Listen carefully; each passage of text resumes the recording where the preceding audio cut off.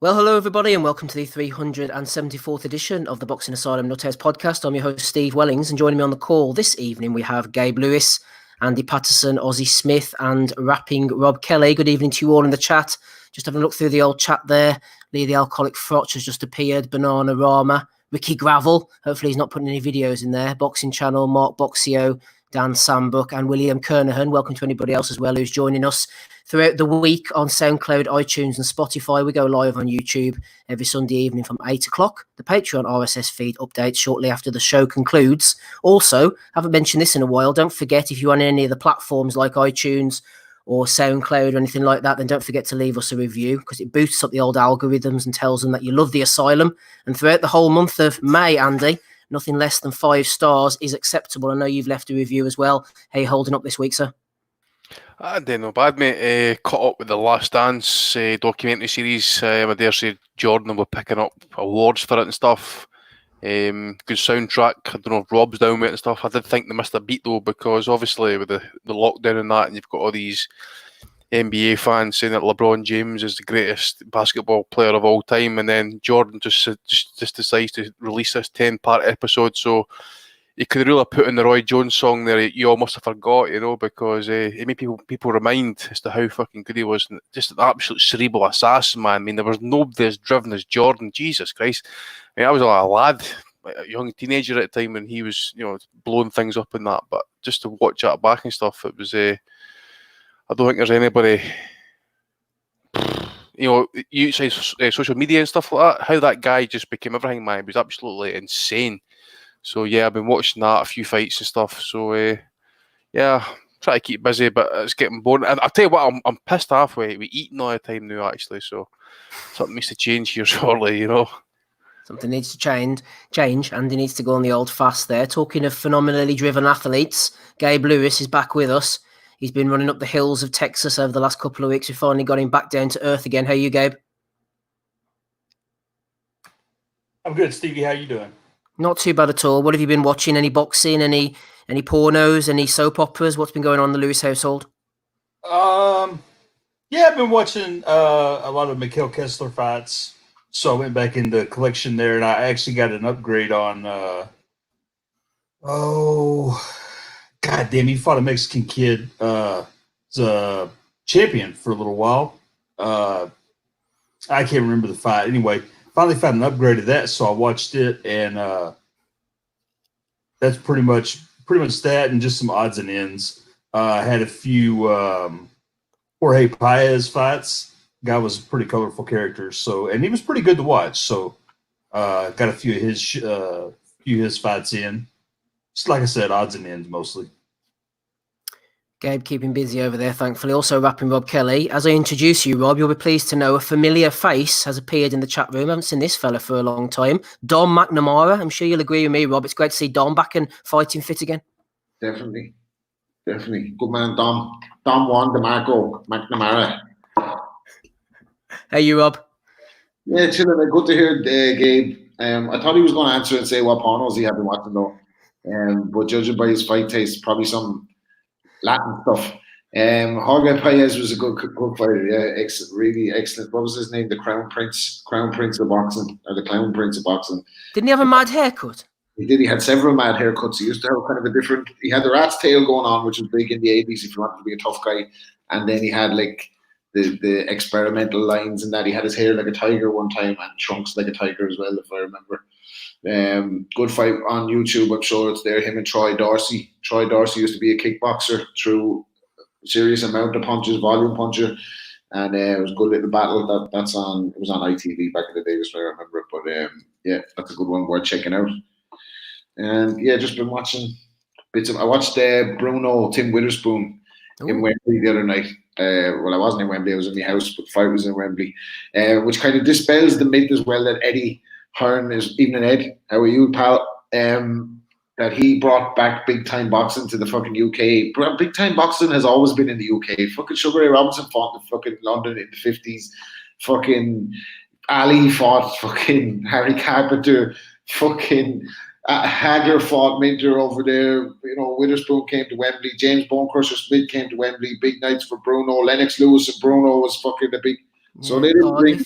Yeah, they didn't bring big time boxing back in. Big time boxing's always been there, but Witherspoon Bruno, hell of a fight, by the way, hell of a fight, and just a bit of kind of, I don't know, there was something about Frankie just self-destruct at just the moment where you think he's that was going to be his time. Just a lack of, I don't know, nous or something. We were a very big, powerful guy, but just in terms of holding and just a bit of ring IQ and cuteness, he kind of fell short a couple of times. But that was a hell of a fight, man. Good one to watch back. And then I came back up to Linares Lomachenko, which is, we don't have to speak about that anymore, but I like watching it just from the technical aspect. And not much else, dude. Just looking forward to the middleweight tournament for tonight. I know I fell asleep. Chukwu has come up with this. He's here. I'm going to sleep with this list. This is a serious list, so watch out later on. Not to dwell on it too long, Rob, but just to say that Tim Witherspoon was a serious fighter as well. He was an excellent fighter, I thought, Witherspoon, and he was one of the ones who got shafted by the main man, Don King. I think there was a story, King promised him like $1 million, and then he rolls up with $100,000 in cash in a suitcase, and he's like, "That's all you're getting, son." Oh yeah, well, King was taking them all for rinsing them all at the time, but it didn't hurt Don King that all the boys were on the cocaine, Witherspoon included. He must have been taking it, Witherspoon, because he popped straight after winning the world title, didn't he? And he was on a suspension at around the time Tyson came. That's kind of why he wasn't a Tyson opponent. I think he was banned or serving a ban at the time, or he might have had to give up the WBC title to maybe for Berbick to win it, I think. I'm not sure, but he was actually over in Ireland a while back, working with Oshin on a show where they had celebrities box for the first time. And Witherspoon was training one of them. I can't fucking remember who was in it, like lads off Fair City and all, I'm sure. But yeah, Witherspoon was over. Supposed to like a pint of Guinness as well, so he does. So legend, very good fighter, very good heavyweight. Yep, certainly was. Last I heard of Witherspoon, he was boxing against Nigel Rafferty in some kind of EBF exhibition in Goodyear's Pavilion in Wolverhampton. So still going strong, thankfully. Still going strong. Also going strong, Chorley's answer to Jorge Paez is in the panel here as well. Last but by no means least, Ozzy Smith. How are you, Ozzy? Yeah, not bad, mate. Not bad. How are you? Yeah, I'm keeping well, actually. I'm keeping well. What have you been watching this week? Not a right lot. I've been getting out and about as per. Trying not to stay in, to be honest. A few bits and pieces going, still working Monday to Friday, so it keeps you busy. And then pretty quiet bank holiday weekend. Looking forward to a bonus day off tomorrow. Watched the fight that we're going to review later on earlier today. Enjoyed that. And then we've obviously got some excellent action that we can talk about next week from over in South America. Absolutely, the Bolivian nightmare. One thing I was going to ask you, actually, Ozzy, as we get the pod up and running, I saw Jose Ramirez talking on social media or one of the websites about a possible fight with Jack Catterall, someone who I think's career stalled. You're obviously closer to Catterall than most of us. Ramirez is saying no, he won't be fighting Catterall at all. He wants Josh Taylor as and when he gets past Victor Postol. So it looks like Catterall's career could be further stalled when we get ready, when we get back after this Corona thing. Yeah, I don't know where that's going to work because I know both mandatories have been called. The Postal one was put in line first, and then from what I've seen, read, and heard, the winner of Postal and Ramirez has to fight Catterall. Now, I understand naturally a unification can take priority. Whether that be the case, it may well be. Of course, he's a mate of mine, so naturally I want to see him get his opportunity, one that he has bided his time for, without a doubt. But at the same time as well, I'm a massive fan of seeing unification bouts as well. And it could be one of the only times we may well see a unification bout. That's saying, if he was to wait, you could have Taylor and Ramirez for all the belts. And then obviously Taylor will get rid of his mandatory fighting. That is it the Thai guy that he was fighting up in Scotland? Yeah, Kong Sang or something like that. Yeah, so that's going to go ahead. Ramirez will fight Postal as well. So they'll both have their respective mandatories.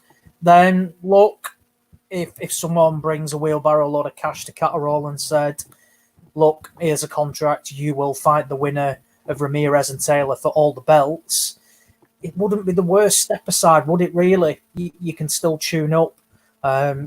You can know that essentially you'd have another tick-over fight, and you'd know then going into your next fight would be for all the world titles.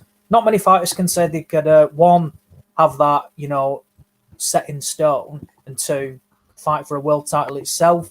So look, I think seeing world titles defended is a long way off at the moment. I think we need crowds for that. They will generate the funds. I don't see them happening behind closed doors. But it's going to be interesting to see. As I say, I hope he gets his shot.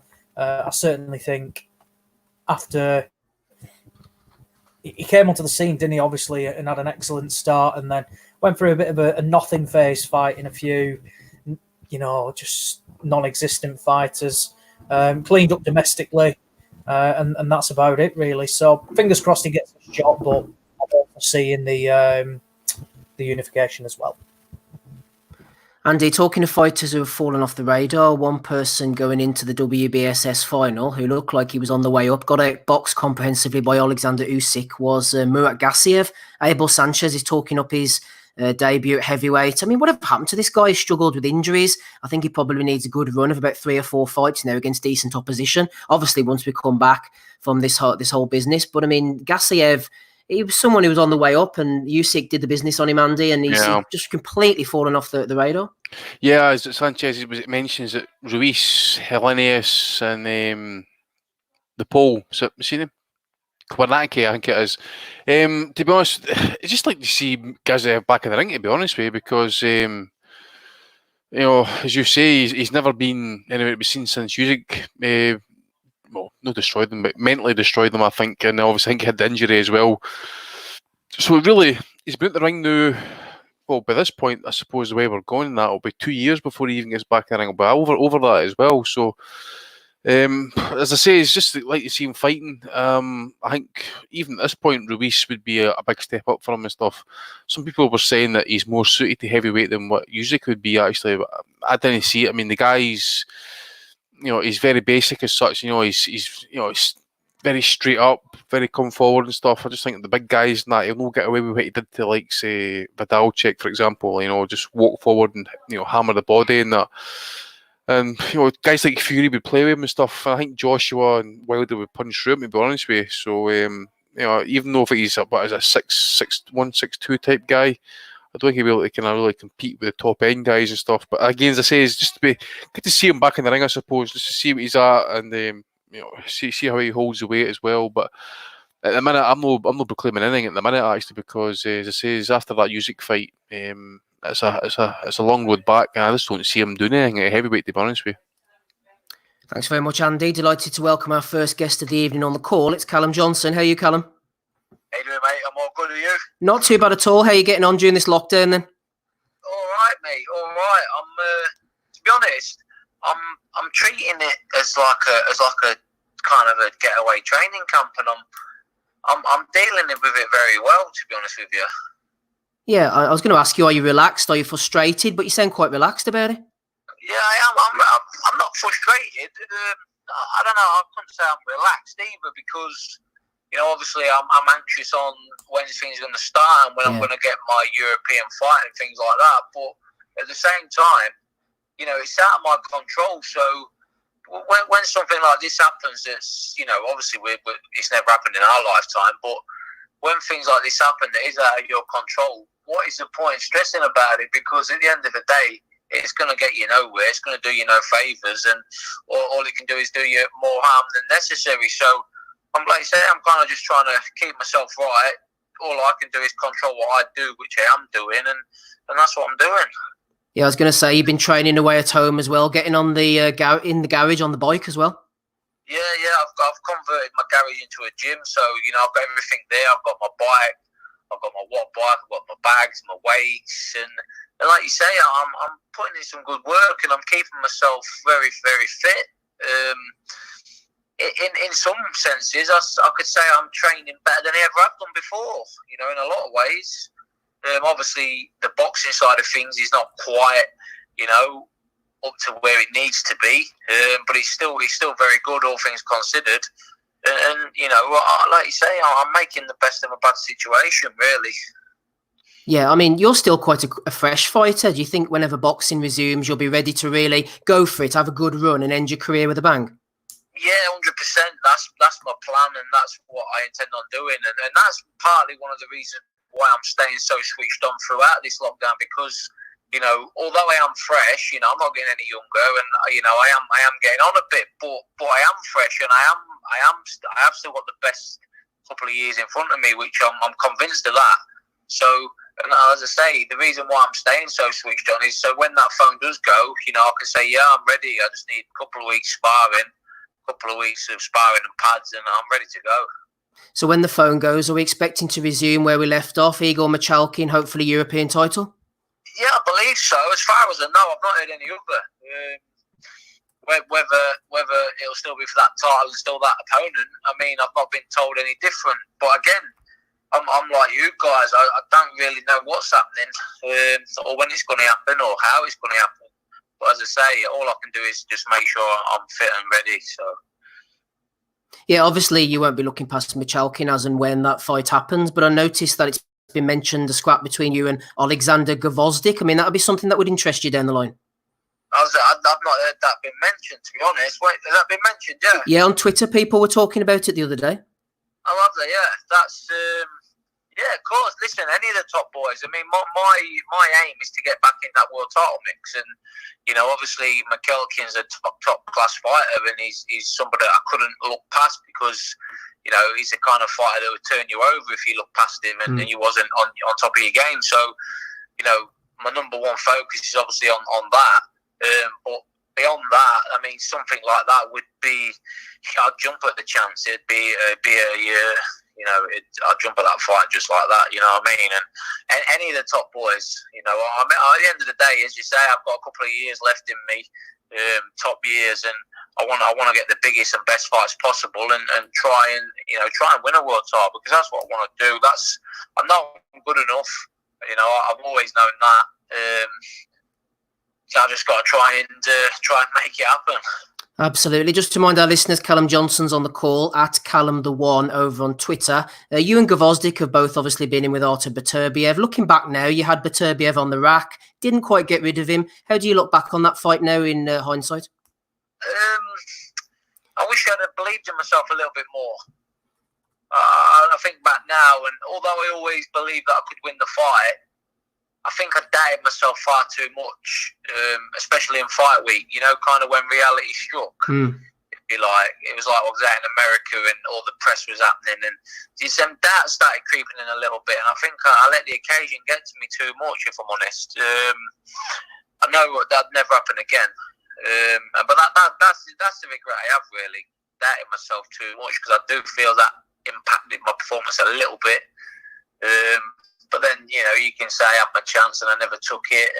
But then you can say, you know, the first round knockdown, you know, took a lot out of me. And, you know, it was very, let's be honest, it was, the ref shouted stop, and he knocked me into next week. So, yeah, protect yourself at all times. I get that as well. But I did genuinely believe I was safe. So, you know, a little bit of a mistake from me, and, you know, a little bit of a mistake from the ref, or whatever. It is what it is at the end of the day. You know, the better man won on that night, and that's all there is to it. You could say he's obviously the better man anyway, because at the end of the day, he is the number one in the division. Yeah. He's gone through everybody he's ever boxed. Obviously, I am the closest coming to beating him. Vojdik obviously did well, but I don't feel as though Vojdik really, although he did well and he won a few rounds, it was. But Beterbiev never really looked out of his comfort zone. I agree. He kind of was in control at all times, and there was times in the fight with me when he wasn't in control, and he did look out of his comfort zone. So, you know, it is what it is, isn't it? You know, I'd like to have another go just to see if I could do better, and I believe I could do better. So I would like to get the chance again. A couple of questions flying in here for you in the chat box. One of the guys said, if a fight with Joshua Boatsi came before a world title shot, would you take it? Yeah, of course. I mean, at the end of the day, my number one goal is to get a world title shot. Now, if I have to go through Boatsi to do that, then that's what I'll have to do. That's a fight that I'm open to. I've said that before, and I say it again, it's a great fight. And I think that fight's going to happen regardless, me and Boatsi, because, you know, there's a lot of people that sort of see us as number one and number two. Some people have opinions that I'm number one, and some people have opinions that he is. You know, some people have opinions that Anthony Yard is.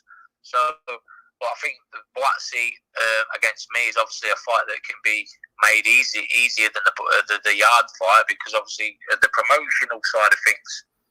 But again, my number one concern at the minute and thoughts at the minute is obviously on the European title, and until I've got that, I can't really think about anything else, because if I don't win that, everything kind of goes upside down. So I can't really think too much about anything other than that. Yeah, one of the other questions was regarding Yard, but you've pretty much explained yourself there. And obviously, again, you would take the fight. It would be messy, maybe promotionally at the moment. Yeah, of course. I think the Yard fight is one that's going to be very hard to make. I don't think, because of the fighters. Again, it's hard, isn't it, with two different promoters and things like that. I'm sure Yard would fight me and I'd fight Yard. So it's not. I don't think it's a case of the fighters not wanting it. But TV networks and promotional deals and all things like that. So I think the fight with me and Boatsi obviously makes more sense, and is obviously going to be a lot easier to make when the time comes, because there's no conflict of interest from different promoters. Yeah, a couple more questions for you, Callum. You've been keeping in touch with Joe Gallagher and the team during lockdown? Yeah. We're all in a group chat, so we're always chatting in the group. And I've spoken to Joe. I'm always on the phone to Joe. Probably speak to him once a week, twice a week sometimes. So, we keep in touch anyway when we're not in the gym, because at the end of the day, away from the gym, we're friends as well. So it's, and not only that, he's always checking up how you are, and not just training wise. He'll ring you just to ask how you are, how you feeling, how you coping mentally, and just things like that, just checking in on you. Obviously, you fought for a long time professional and way back as an amateur as well. What are some of the more memorable sparring sessions you've had over the years, Callum? There's loads, really. There's loads. I remember the most memorable one ever for me is when I was 17. I went, a guy called Gary Booth, a guy who I know from Manchester called Gary Booth. He took me and sparred with Ricky Hatton. So I was 17 and I went and did some rounds with Ricky Hatton, and obviously he wasn't like trying to take me out or anything like that. But that was a great experience, because not only that, he was like my idol as well. So it was that's got to be the most memorable sparring that I've ever done. I'm sure it would be. Excellent. Thanks for joining us on this Sunday evening at Callum the One over on Twitter, everybody. Any other social media that you've got there, Callum? Just Instagram. I don't use Twitter that much, if I'm honest. Uh-huh.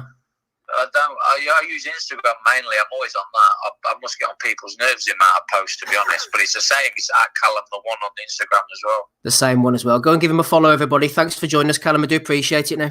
No worries, mate. Nice one. All the best. Thank you. Bye-bye. Take it easy. Bye-bye. Bye-bye now. Callum Johnson there, keeping things real during lockdown. Aussie, spoke well.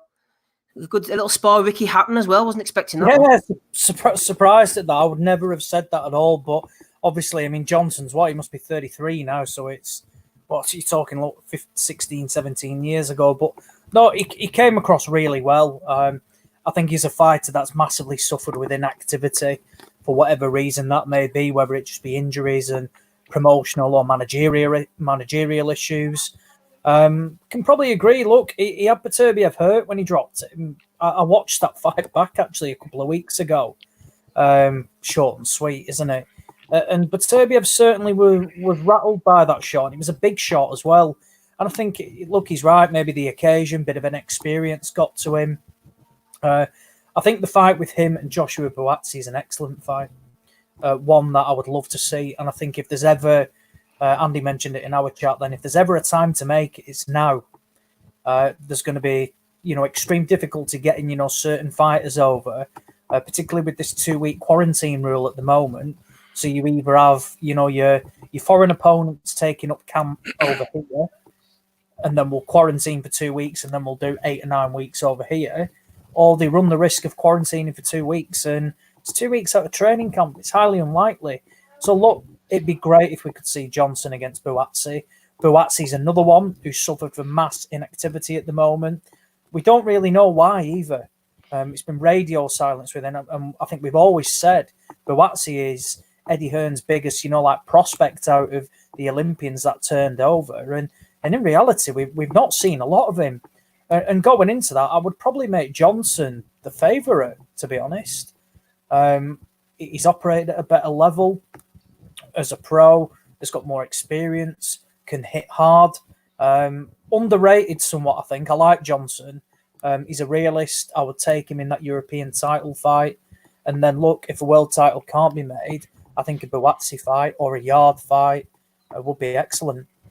A wee reminder as well, he won the gold medal at the Commonwealth Games Of course, for Scotland. Yeah, Beating- massively. Beat Tommy McCarthy, didn't they? Yeah, I was going to say, he beat an Englishman, a Welshman, and an Irishman on the way to winning the gold medal. So I think his dad is Scottish. I think his dad died actually, unfortunately. But I think that's the reason why he ended up fighting for Scotland, because he's through his dad's birth and that. So I know the guys who mentioned I've seen it, Buatsi. What's the crack with Buatsi, though? It seems he's had a strange career, hasn't he? Almost like they're not using him or underusing him. Well, anybody who listens to the pod now, I'm getting repeating myself, but I'm a big Joe Buatsi fan. You know, he was in the Olympics and that. You can see his style was more suited to the pros and stuff, but I agree with you, he's been... I don't know if it's because he's with Joshua and that, I really don't know, but what is he? He must be late 20s now, and he's only had something like 12 fights, and Quinlan, Periban, Ford, this will float my boat. I mean, come on, he should be British champion by now. Well, he is. Well, he is, sorry, aye, but you know what I'm saying is, there you go, I forgot about that. I forgot about he's British champion, but there you go. Back in the day, he'd be defending that title by now. He'd have shown that he was the best in Britain by beating all the contenders. He'd be champion outright and moving on to European level and then world level and stuff, but we're just not seeing it, and I don't know what it is. I really don't know. He's fought a bit more than I thought I had. He had 3 fights in 2017 when he turned over. He had 6 fights in 2018, and then 3 in 2019. So it's not mass inactivity. I think the issue has been the level of opponent. I mean, they're bringing in Reynold Quinlan, on like a couple of weeks' notice. And Paulie Malignaggi said, I remember he was a Sky pundit, and he said, look, why are you giving Quinlan 2 weeks' notice? Give him a full camp and Buatsi would still smash him to pieces. And he criticised the matchmaking. That Ryan Ford was brought in to fight Anthony Yard about 4 or 5 fights ago, and that was slated. And he was brought in to fight Buatsi. The Periban fight was poor, washed up Periban going up to light heavy. I don't mind the Conroy fight. Look, it's for the British title. If Buatsi wants to win that, I've nothing against that. I don't know if he's vacated that British title or not. But I agree. I would rather see him, like rattle through domestic level, because there's good fights to be made. Yard, Arthur, Johnson. Especially now, it's just fights to be made. I mean, light heavyweight in this country, and that you should hopefully, considering the current situations and that, and if the will is there by all parties, and I'm talking about Frank and Eddie, and most of the fighters, didn't hide behind, I'll speak to Eddie or speak to my manager and that. Get the fucking fight made. Eddie's on record right now saying, we can no longer make the weak fights. Okay, this is off the back end of UFC starting back up. This is Eddie coming out there in the last week or 10 days saying that. So come on, there's no excuses now. Okay. I agree. I think it has to happen. Talking of no excuses, Gabe, hopefully you're still with us. The main man himself was out this week, AB, with a bit of gold around the chin. He wants to become a rapper, apparently, Gabe, unless somebody drops a £10 million check his way. AB going into the rap circuit. What a bunch of horse shit. That guy couldn't rap to save his fucking life, I'm sure. Come on, Gabe. Cut AB some slack. Fuck that guy. Yeah, it's no saying, Gabe. I'll be interested to see how it does, because I think like there's this whole idea around music that is long gone. And I'm sure we can ask our own Rob Kelly. He's an actual real rapper.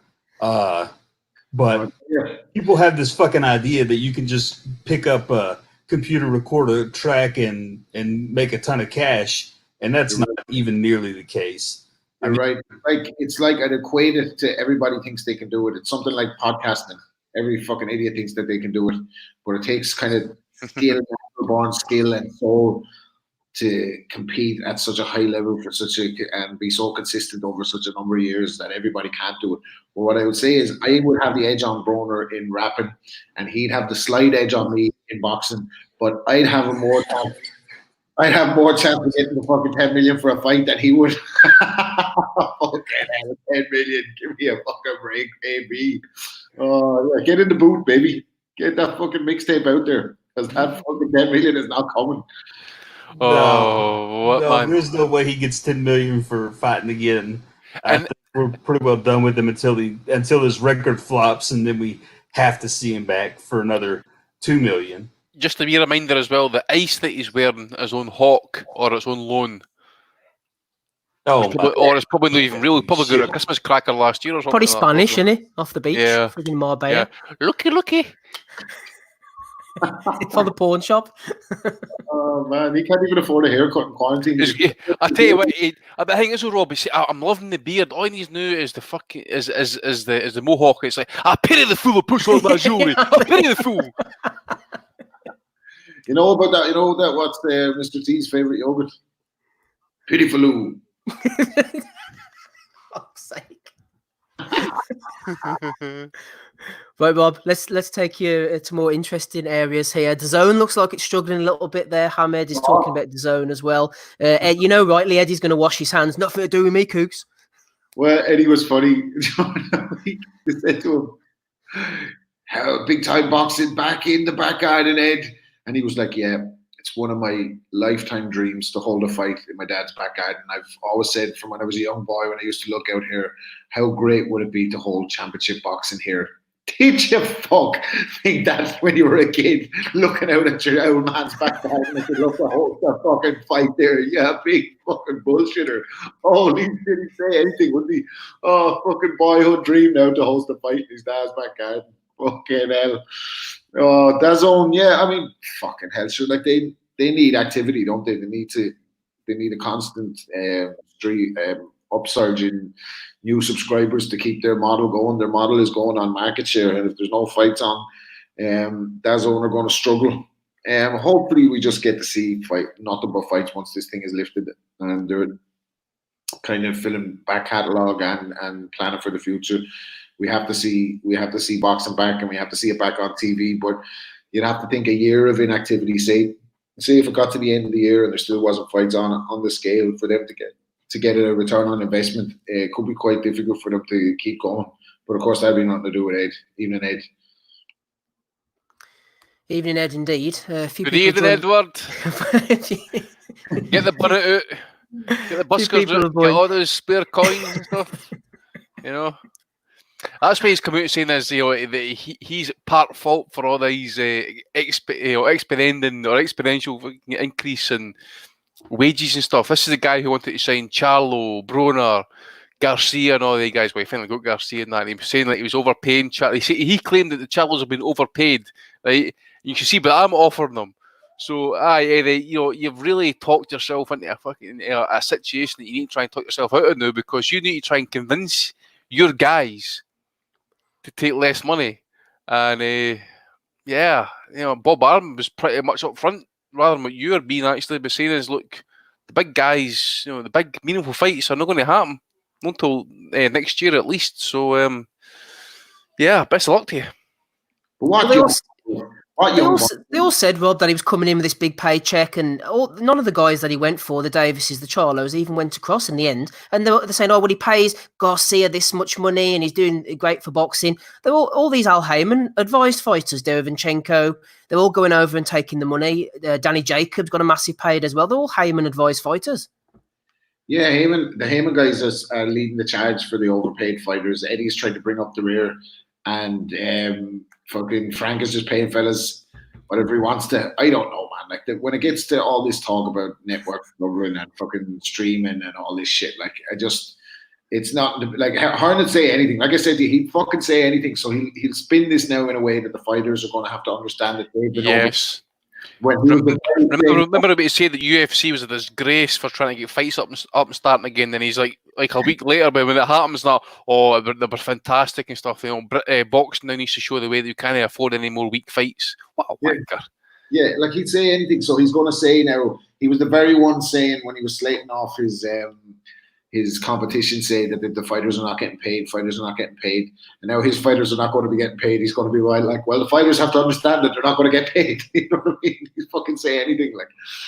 Frank Warren and just say, "I'll pay you in 2 months' time." Did Frank, I wonder, ever look out his back garden and go, I fucking Eddie's got one up on me there. I always dreamed of having a fight in my back garden too, but I never fucking Frank's had a lawnmower out for 2 weeks now. Is he not paying someone else to do? Fucking Terry Marsh will be fighting in the back garden. Drain in the marsh. Oh dear. Yeah, everybody knows my thoughts on the thing, but these people, they keep making out Heyman as the devil, or oh, he's the devil, Heyman, blah blah blah. Whenever he come into boxing, his main aim was to make sure boxers get paid. And to be fair to Eddie as well, he always makes sure his fighters get paid. I won't slag him on that. But Heyman gets his fighters paid well, on time, and oh, he's the devil, you know, it should be more like UFC, and all these UFC fighters are fucking getting paid absolute peanuts. Heyman's the main man in boxing as far as I'm concerned. Anyway, Andy, we're not worried about that. Let's move on, shall we? As I ring up our guest number 2. We're starting to scrape the barrel here, but Chris Eubank Jr. apparently has been out training in Florida with Roy Jones Jr., so he might be doing little you all must have forgot hands behind the back moves soon whenever he comes out. Fair play to Eubank. I'll give him his due. He's gone off there during the lockdown. He's getting some quality advice, quality sparring, you know, whatever it is, from one of the greatest boxers of recent years, Roy Jones Jr. Yeah, I've seen some of the videos and that. As you say, he's been there for a period of time and stuff, learning kind of the feints and the slips and stuff. But at the end of the day, you know, we've seen them. I don't know what it is, but you know, I remember seniors saying, for example, that you know you've got to get juniors respect, and he's been around quite a few trainers and stuff. And at the end of the day, if he can get if Jones has got his respect, then good and well. But you know, Jones is, you know, he's a good fighter. We just don't know what he is as a trainer, to be honest with you. I know he worked with Pascal for I think it was one of the Kovalev fights, maybe the Hopkins fight, I can't remember. But yeah, he is a decent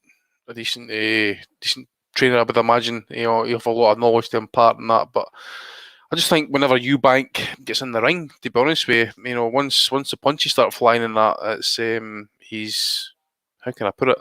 He just kind of, you know, reverts the type, and it's just winging shots and forgets about the basics, I think. So, to be honest with you, I'll kind of hang fire on that, because we've been saying this about Eubank for a while, actually, about trying to get a dedicated trainer and that, and it's never really kind of stuck, you know. So we'll wait and see how it goes. Excellent stuff. Thank you, Andy. Delighted to welcome our second guest of the evening on the call. It's Mike Goodall. How are you, Mike? Yeah, I'm fine, thanks. Fine. How are you holding up during the lockdown then? Oh, just doing nothing, you know. It's fortunately I've got another company that's still doing a little bit, but the boxing wise, we're just doing absolutely nothing at all. Absolutely. I mean, you're known as boxing's hardest working man, so it's not really in your nature to relax. You're right. I haven't relaxed. I've been in the office every day. We work 9 till 2, but because we've got a sign company as well, so we're still doing a little bit in that, and that's kept me occupied. Excellent. How many years are we on now then, Mike, in boxing? How many years have you been involved? Boxing? I got involved in boxing. I started promoting in 1979. Wow. So a fair few years. You've seen some comings and goings then? Oh, yeah. 41 years now, yeah. We mainly see you covering professional boxing, but do you ever extend into amateurs, white-collar kickboxing as well? Oh, we've always done that. We've always done amateur and kickboxing and white collar and everything. I mean, when we first started off, I started off doing pro shows, and we soon got into amateur as well, because we were asked to if we'd hire out rings to them and what have you. So we did. It's something that I think after lockdown we might not be able to do quite so much of, but we'll have to wait and see. Amateurs don't want to pay very much, because obviously it's very hard for them. And now we've been through this and what have you, obviously we've got to review prices, etc., which is one of the unfortunate things in life. But there you go. Yeah, absolutely. Most of us see you doing the MC, and then you also put up the ring, do the sound systems. What else do they get you doing, Mike? Well, I mean, when you see a ring on television, we produced everything on that ring. The sign writing on the canvas, all the adverts all around the ring, we produce all that as well to go with it. I've got a sign company which we now employ 22 people at, doing all that sort of stuff. We do other stuff in the signage world as well, especially vehicle graphics. But 25% of our trade is our boxing, and it comes to quite a fair bit. And we do quite a lot of that. You know, we're getting requests. We get requests.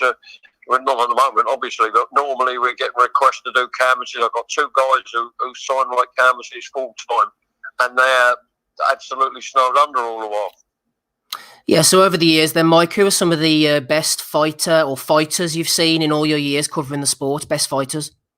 Oh, blimey.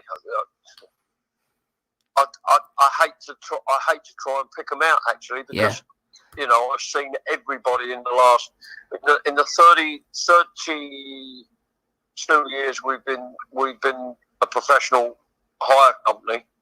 I mean, I've seen all the big fights, all the good fights, everything that's happened in this country. You know, we've done a lot. So I wouldn't like to pick out who's the best or what have you. I've seen so many good fighters over the years. All the ones we've had in this country, the Bens, the Eubanks, the Brunos, the Lewises, everyone like that through the 90s, everyone through the 2000s. Now you've got Dillian White, you've got Chisora, you've got everybody in the heavyweight division, you know, and I've been with them all and seen them all, Carl Froch and Groves and everybody. You know, so very hard to say who's good or who's the best. Yeah, I appreciate that. I saw you being interviewed and you were mentioning the McLean Ben fight being one of the best, you know, I know it's a tragic ending, but one of the best ones you were there at. Ben McClellan's the best fight I've seen live. Yes. Yeah, absolutely. Without a doubt. And anybody in boxing that knows boxing will tell you that. Yeah. I always remember Reg Guthrie, the commentator from ITV, God rest his soul. Lovely fella, big friend of mine, and he always said it was the best fight he'd seen as well, you know. And and people like that that know boxing know what a good fight is. I see there's been one or two discussions on Twitter this week over who's the best fighter of all time. And Michael Buffer put Sugar Ray Robinson, and I went without a doubt. You know, people who've seen his fights of that era, that was when boxing was boxing. When I learned to box as a kid, and when I first went into boxing, I was always taught it was the noble art of self-defense, not going in there and trying to knock someone out all the while. It was boxing was completely different. And if you watch people like Sugar Ray Robinson and what have you, they were boxers. They weren't fighters, they were boxers. And they were skillful and they were very, very clever. Footwork was good, handwork was good. It was all about parrying shots as well as hitting the opponent and what have you, you know. And it was a different era to what it is now. One of our listeners is asking you, Mike, what sort of time scale is it to put a ring together, especially when you're putting up all the logos and the ring tops and all that? You know, how long does it take? It depends what the show is and what have you. I mean, I can put a ring up. You can put a ring up in a couple of hours. That's not a problem. But when you're doing the big shows and you've got to get it right and you're only allowed in there at certain times to do it, you know, we have to work to a schedule. The sound and the lighting has to go in first and that has to go up, and then we put the ring in and we have to get it up so as the scaffolders can build the camera tower and get it the right height. And it's, you know, it's a big program when you're doing a professional boxing. It really is. People don't realise what goes into putting into a show. You know. Yeah. When you turn up at a show at 7 o'clock at night, a television show, they've been in there since 4 o'clock in the morning getting that ready. Wow. I mean, the lighting and the lighting crews and the sound crews are in at sort of 4 or 5 o'clock in the morning, putting the truss in and all the rigging points and everything, getting it all done. And then when that goes up at 9 o'clock in the morning, we go in with the ring. And then you've got all the rest of it and getting everything done and the arena all built and all the chits heating in and barriers and barrier covers on and everything being done properly. It takes the whole of the day to do. And you put up the ring in Saudi, I believe, for the Joshua fight. Yes, I had. Funny enough, we've only just got the container back a fortnight ago. We had 2 containers out there for that. We had a 40-foot container and a 20-foot container because we took 3 training rings out there and the actual ring that they fought in. on the for the actual night itself. So we had 4 rings out there altogether, and all the frames, all the bag frames for training camps, etc. We built Joshua's training camp out there. We did everything. You've got It's a major job for us. Yeah, you've got about 20 rings, haven't you, altogether? In my warehouse at the moment, I think I've got 24. Sorry, there's 12 vans parked in the yard, which have all got, or 11 of them have got rings in at the moment, and they all stop in there permanently. But the vans are all parked up, and we've had to stop the insurance on them, take the tax off them, and everything at the moment because we're not being used. So, we've had to save it as much as expense as possible. Absolutely. The insurance on my vans, I've got 12 of them that we do rings in. I mean, that's £1,000 a month.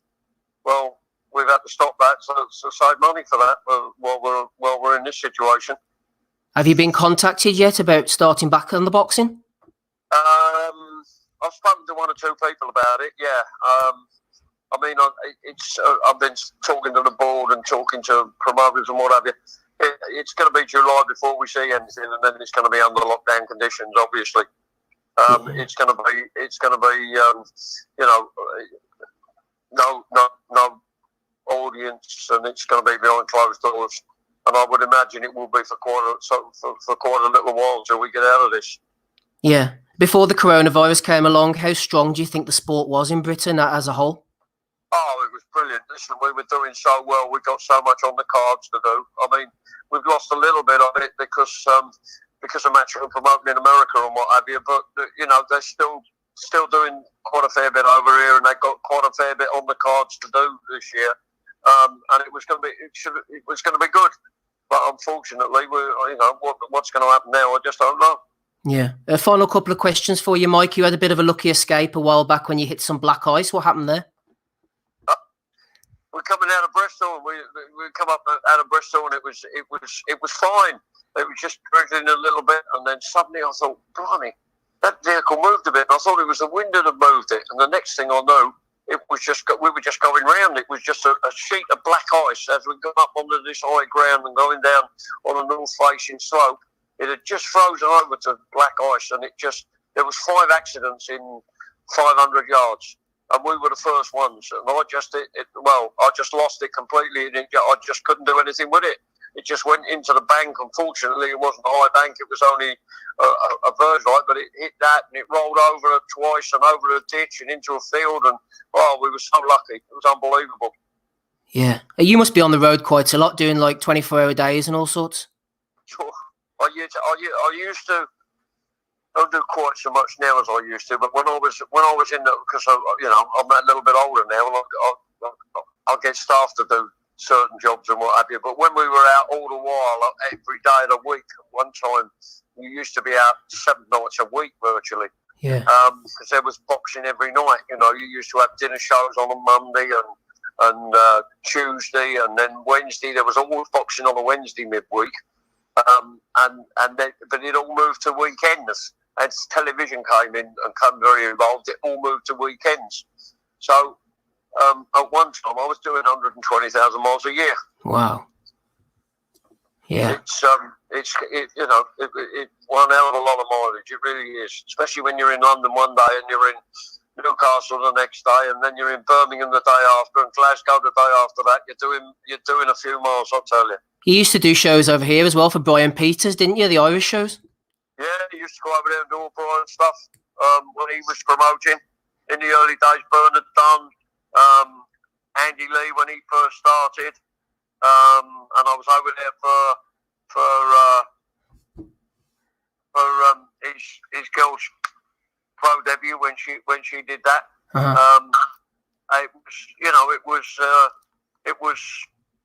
Yeah, we've done a few. Been around the place a little bit. Absolutely. Just finally, Mike, back to the MC, and I bet you've seen it kick off in the crowd a few times over the years. Yeah, I don't do quite so much MCing now, but in the 90s, 2000s, yes, we've had a few riots on our hands at times, which fortunately we've been able to control a little bit. That's the best of having a loud voice. you let them have it over the microphone and hope that it registers a little bit. And I've been very fortunate that it has a little bit over the years. So, but that's not what you want, crowd problems. You want crowd assistance, not crowd problems. Yeah, absolutely. Mike, absolute pleasure having you on. I appreciate you giving us your time this Sunday evening. No problem. Sat home in the garden, absolutely beautiful at the moment, it is. Lovely job. Stay safe out there, Mike. Okay. All the best now. Stay safe. Yep, stay safe. Cheers. Bye-bye. Bye. Mike Goodall there, breaking up a little bit at the end, but we got the gist of it. Andy, he's been around the block, old Mike. Seen him at the Brian Peters shows back in the day. He's putting the rings together, and he's quite the character. Yeah, just when you mentioned about the shenanigans at ringside and that, there was one recently. But what one was it? Maybe it was a BT show. Yeah, that's what I was trying. I thought he might mention that. I couldn't remember what one it was, but he's on there. Was it Billy Joe Saunders or was it Tyson Fury? I can't remember. Was it Hugh Fury? But he was on the mic and that. He was roaring like fuck. He says, "Sit down." I remember this. Who was the one who done like the West Ham? He fought Sammy McNess. That's the one I was thinking. Oh, that's the one.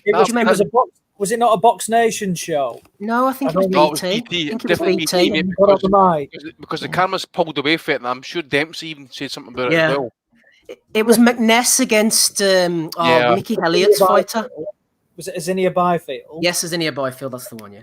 I remember that one. I remember that. He bollocked bananas. Sit down. The fighting's in the ring, not outside. Yeah, I remember. It was quality. I know, he is funny. And another thing Mike never liked was whenever they booed the away fighters' national anthem. I think it was maybe Clinton Woods against Julio Gonzalez, and he was there shouting, "Respect, respect," and everyone was booing the Mexican national anthem. I'll tell you what, though, it's little interviews like that where you learn so much. I mean, the fact that they're in an arena at 4 a.m. setting up a ring and things like that to get it right, so then, like the lighting and everything else can go on around it. As he says, a lot of the time you rock up at 7 o'clock, things like that, and you don't even care about stuff like that. And next thing they're all out, like I said, working 24 hours round the clock to ensure everything's sorted. So, look, he's got a market and he's nailed it. He's been going for years, hasn't he? So every credit to him, every credit. I think his son Simon did a bit of emceeing at one point back in the BBC days whenever Audley was on the scene. But he is there in the arena really early. I remember once he was having a snooze in the National Stadium about 1 o'clock in the afternoon. Obviously, the show wasn't due to start till about 6. I think it was the late Paddy Highland running the show. And I remember tapping him and saying, "Oh, you fucking woke me up." Did it? Sleep in the National Stadium. Oh, yeah. Good little stadium. There we go. Let us move on then. Thanks to Mike Goodall. What you got to say there, Rob? Ozzy said 7 o'clock. Fuck that noise. I made that mistake a few times. Go to the flight too early, man. Fuck that. Nowadays I'm chief undercard and fucking main event. Well, nowadays I'm nothing because some really good lads in the sport can't hold fights here. Great bunch of lads. I'm not going to say anything bad about it, but there's no fight in Ireland for me to go to now for some reason. Why is that, Rob? I don't know, some kind of.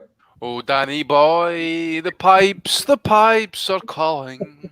I'm saying nothing about a great bunch of lads for the sport, but we can't have fights in Ireland. Yeah, let's swiftly move on. I think, shall we? Ryan Deal was in touch. He threw in a question the other week, and he was following back up.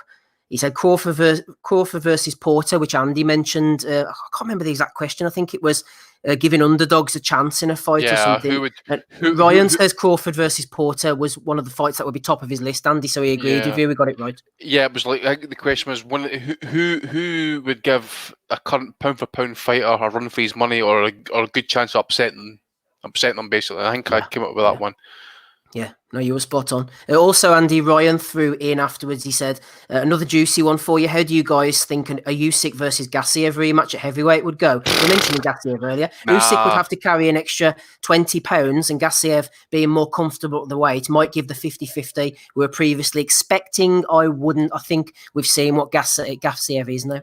I don't know if anybody else wants to chime in, rather than me, but to me, both guys are probably at a point now where they're slightly over the hill, but I would say Usyk's more closer to his peak. Both guys are having problems with injuries a wee bit, but I've seen Usyk recently, by the way, and he's looking very, very chibbed at the weight, shall we say. And I go back to what I said at the start of the show, and that Gaziev, it will be 2 years in July since he last fought. So, again, we'll just need to wait to see. I think, what did Gaziev do in that first fight that he's going to do at heavyweight? And these are two guys that are not going to be cutting much weight at a rematch at heavyweight. So we've got to think it's going to be status quo for what happened in the first fight, in my opinion. But I just don't. Gaziev didn't even. I was shocked as to how easy that fight turned out for Usyk. He couldn't cut the ring down. He couldn't cut the ring. Mate, he gave up. It was like what? Yeah, it was like a rewatch of Mayweather against Canelo, a guy who mentally quit halfway through the fight and just seen it out to the end. So it was for a fight that was 50-50. We all wanted to see. Again, as I say, I was shocked as to how that went, as to how easy it was for Usyk in the end. Actually, I was shocked considering how Bredis gave Usyk such a tough time in the semi-final. Absolutely. Gabe, let's move on, shall we? This talk of the lightweights maybe possibly fighting each other. I don't know what weight some of these guys are going to end up as. But anyway, we've got Devin Haney, we've got Teofimo Lopez, we've got Gervonta Davis. They're all shit talking. Ryan Garcia as well. It's quite an interesting quartet if we can get them together. Who would have thought out the four of them, Gabe, that your main man, Ryan Garcia, is actually coming out of it looking the better at the moment, or the least stupid out the four? Well, that's like comparing fucking kids on the short bus, man. Fucking A. I don't know. That's a bunch of shit, to be honest. I don't rate any of them, and I don't think any of them are going to make it that far. If there was a tournament, I'd pick Haney out of the group to win the tournament. But they're all a bunch of just shit talkers. I don't see much value in anything they're doing besides that. I mean, they sound like a bunch of real window lickers with all their bullshit Twitter nonsense. I don't know. I mean, it's just part of it. You kind of expected this thing to happen with all this virus bullshit, I don't think it's unexpected, at least on my end, to hear all the nonsense, but I would just like to see, whenever the ability for them to get back in the ring is there, for them to actually just shut up and do it. The only thing that's happened recently that I gave any notice to was Eduardo and his we can't put together weak bullshit fights anymore, because that's been needed for some time. I mean, that would be a great 4-man tournament. I feel like that would be, get some of the bullshit out of the way, get close to unifying the division. I don't see a problem with the tournament, but it won't happen. I think that's all just a pipe dream, and everybody who is a fan of the sport knows it's just a pipe dream. It'll never really happen. So, Rob, I think Gabe's right. Unfortunately, it won't happen because of whatever reason, but hoping we get at least, 2 of them coming together, and provided he keeps his weight down and keeps his discipline, I think Gervonta Davis is the best of the 4, or has the potential to be the best of the 4. And I say I've been relatively impressed with Garcia compared to the others. I think Lopez, he hasn't really done himself too much harm, but Haney's looking an absolute prick out the whole thing. But I think Davis is the best of the 4, Rob. What do you reckon?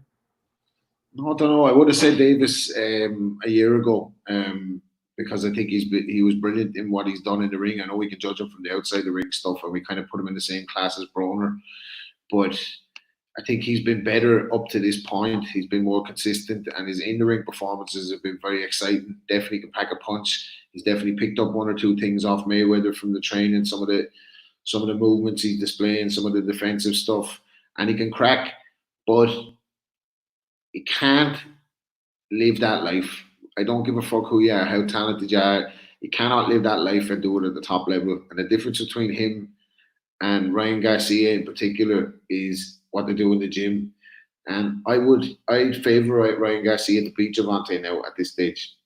I don't know, just something in there that tells me he's going to crack. As he's not going to be able to stick to the weight. He's not living the life right. He's got too many outside the ring distractions. He's got a massive entourage. He's doing everything wrong. Whereas Haney's a bit more tuned in, and Ryan Garcia is more tuned in. And Teofimo Lopez has done everything he said he was going to do up to this point. And I believe at some stage of the fight, he's going to trouble Lomachenko, even though I don't think he's going to beat him. But I think he can be the real deal down the line as well. Another dedicated guy. So I'd say the three of those at this stage have the edge on Gervonta where it counts, because they're all at similar-ish talent levels. Maybe Teofimo Lopez is probably the less skilled out of the four, but makes up for it with the vaporizer hook. So I think Gervonta, I think he's going to fall apart at some stage, dude. Honestly, hot take, mate. Hot take. I don't think Lomachenko Lopez will ever happen because of this COVID situation. Because we just found out that Kelly Avanesian is not going to happen now because of it, and Kelly's going to go up in weight. Yeah, maybe not.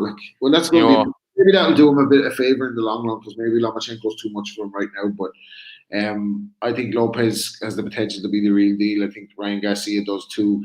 Devin Haney as a fighter, I think he does too. Now he's training with Mayweather and that as well, isn't he? So he's only going to get better.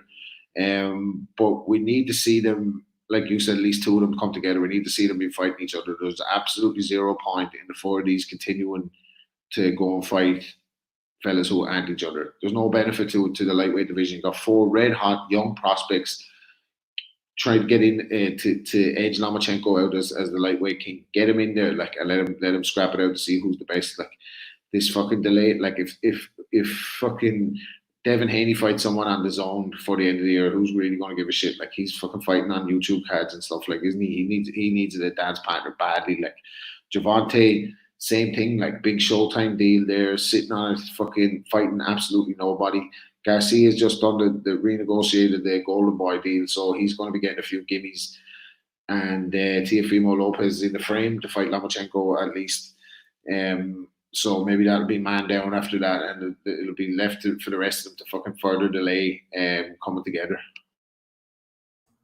No, I agree. MB made a good point in the chat that I was going to touch on as well. The styles match up nicely. They all have sort of different styles as well and different personalities. So they're all quite abrasive, outspoken. We're all outspoken here on the pod, episode 374. Gabe is still with us. So is Ozzy, Andy, and rapping Rob Kelly. Before we go into the fight of the week and our middleweight tournament, and then on to Belly of the Week, so we'll hit you with a question, Andy, from James Windsor, going all Japanese boxing on your ass. He said, how does Naoya Inoue compare to other Japanese greats like Harada, Nishioka, and Hasegawa? Can he become the greatest? I'm assuming he's talking about Hosumi Hasegawa.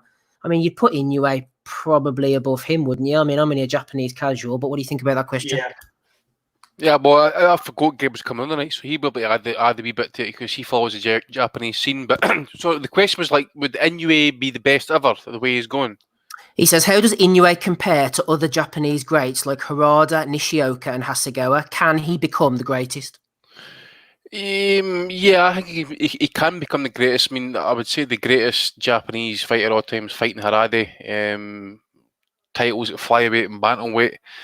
Hall of Famer. Beat Pong King Pech for the title at flyweight, and they went up. I think he handed Edgar Joffrey his first L to become bantamweight champion. So it was he was tough as well. Who else? There was a young kid actually. He's like a kind of Salvador Sanchez type story. That is it Masao Huhabe. He was 23 when he got killed in that. But he was another one with great talent, unfulfilled. Had something like 38 fights. And beat Bentulo Gonzalez and among a few others. The guy that beat Walter McGowan, the boy from Thailand as well. Yoki Gushkin. Great stamina, probably a claimant to the lineal title at 108, I think it was, light flyweight. Beat Hilario Zarate, dominant during his reign. I think it was 3 or 4 years. Uchiyama as well, Takahashi Uchiyama. Sorry, he was numerous defenses, WBA belt. Beat Maura when Maura was coming up. I think he was undefeated at the time actually. Jorge Solis as well. Give a shout out to Yamanaka. I know Gabe will like that one. Big punching southpaw. Some great highlight reel knockouts as well. Actually, I remember Malcolm Tunsil. I think it was. He folded the guy up according. Great left hand. And obviously the guy you mentioned there, Hasegawa. I think Hasegawa actually for guys running about our age, our era and stuff. He was probably the one fighter coming out of Asia at the time who was he got our attention. I think he'd be 3-weight world champion, first Japanese or first Asian fighter to become a 3-weight world champion. Oh, aye, he could. trying to remember who he beat actually off the top of my head. I know he got beat off. Was it Linares knock him out? Wasn't it Johnny Gonzalez? Was it Gonzalez knocked him out in one round? Is that who I'm thinking about? And I can't then remember. I think he fought Montiel, Fernando Montiel. I'm sure he fought him. He got knocked out by Johnny Gonzalez. I just brought his record up here. Right. He got knocked out by Montiel as well, yeah. So I think he went up for 118 to 126, maybe I think it was. So as I say, his first Japanese, I think it was to win 3 world belts at 3 weights. Probably a shout out to Yahiro, is it Wantabe? Very talented, probably one of the solid super flyweights of his time. Lost his belt to Gilberto Roman, and he was, I don't know if it's true or no, but he apparently had connections to the Yakuza as well. So I don't know if it's still the case in that, but it was, you need to check that one out actually. But I've looked for articles on this before actually, but I've never really got anything that's actually concrete. So he's meant to be a member of the Yakuza. Shout out as well. Yeah, shout out as well to, he's not a great of all time, but it's definitely exciting. Yukihari Tushiari, it was absolutely tremendous. His fight with the Thai fella, Steve, is it Singmachiwa? Singwancha, yeah. Yeah, fucking great fight. But on the topic itself, Inoue is, I think he's got to beat Harade, in my opinion, and he's there, he's close to it.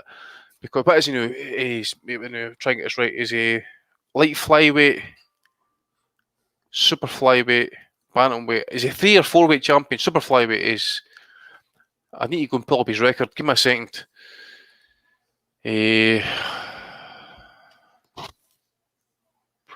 Light flyweight, super flyweight, bantamweight. Right. So he's unified champ bantamweight. I just think weight could beat him. Actually, you think about who he's beat. So McDonald was drained. Burnett, didn't beat Burnett. Who was it? Rodriguez. He was kind of like, he was riding high at the time and got iced in 2 rounds.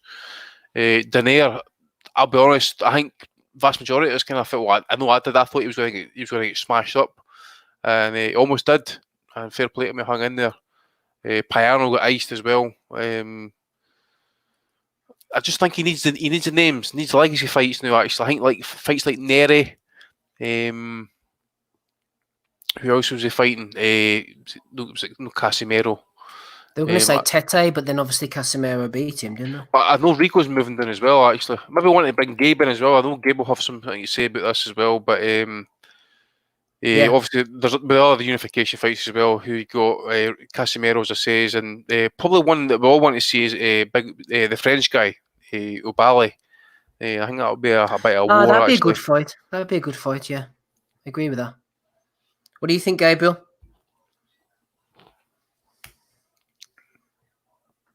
Sorry.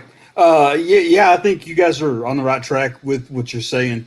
I mean, currently to this point, you'd have to think Inoue is going to be, if he never fights again, mentioned as one of the great Japanese fighters, just based off of what he's accomplished right now. But that being said, if it ends right now, he's not going to be considered the best. And I think the thing that with that question, what you see is there's not a lot of familiarity with Japanese fighters. Specifically, I think the problem is that most of the time in the past, they haven't really been guys to travel outside of Japan on a big scale, on a consistent scale. And so I think that's hurt kind of the knowledge that most boxing fans have of Japanese fighters. And that's why you find so many people that are so quick to give Inoue such a high ranking right now. But Japan has a pretty rich history of boxing champions and of really good fighters. And I do think Inoue has to have some bigger fights. And I really would like to see him unified. To me, at this stage of the game, the way things have gone with so many belts and so many fights not being made, unification to me is almost become what world titles were years ago. and I get that that's a little bit of an maybe an off way to say it, but I feel like the way that world titles get thrown around so frequently, that they're not as valuable as they were. And so whenever I think about it, I think of a unification. That's a mark of somebody who was able to put some fights together, didn't use some bullshit politics to get out of it, and put us back against the wall and went for it.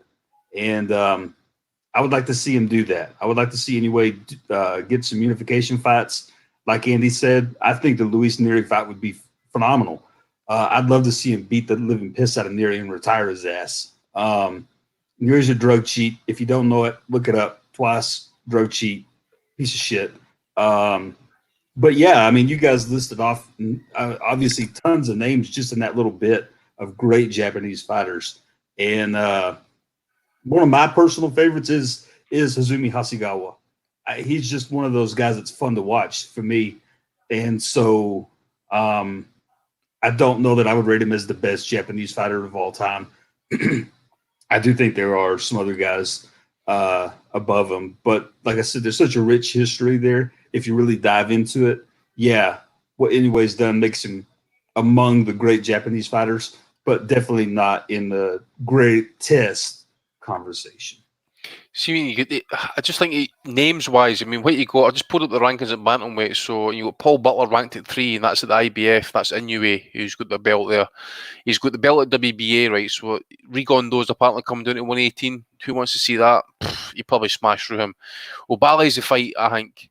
No, I want to see it. I want to see it. I want to see if Rigondeaux can capture a little bit of magic and give him something to look at, because his boxing back at 118 at 54 years of age. I want to see it as well, Dave.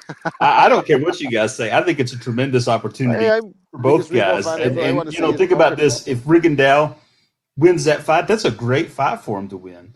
He's beaten a prime champion, a guy that people are tapping for greatness. But on the other hand, if Inoue beats him, I mean, I still think it's a great win for Inoue, despite the age discrepancy. You know, the problem is at this point now, all those bullshit things people used to say about Rigondeaux is actually somewhat true now. He is a lot of high risk for not much reward, because now if you beat him, oh, he's old. He's the leftovers of Lomachenko and all these kind of things. And he's had some tough fights since the Lomachenko fight, and he's been shaken in 2 out of his last 3, and pretty badly. Looked like he could be knocked out. But he finds a way to right the ship. I think it's a tremendous matchup, to be honest with you. Inoue, I think, has even better boxing skill than some people give him, but his power's all there. So it's kind of one of those fights like we saw with Rigondeaux and Donaire. You know, if Donaire connects, it could be lights out. If Inoue connects, it could be lights out.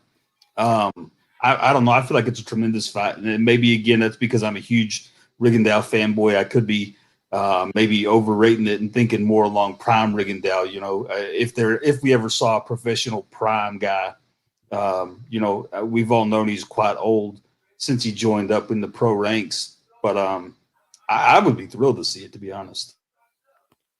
But he's got a long way to go anyway to be the number 1 of all time, in my opinion. I think Asian boxing would probably back us up saying that Haradi would be, is, and still is the number 1 man. It's just considering who he beat as well. And it was different eras as well. But the champions back then, I mean, what? Pascal Perez was a long-standing flyweight champ.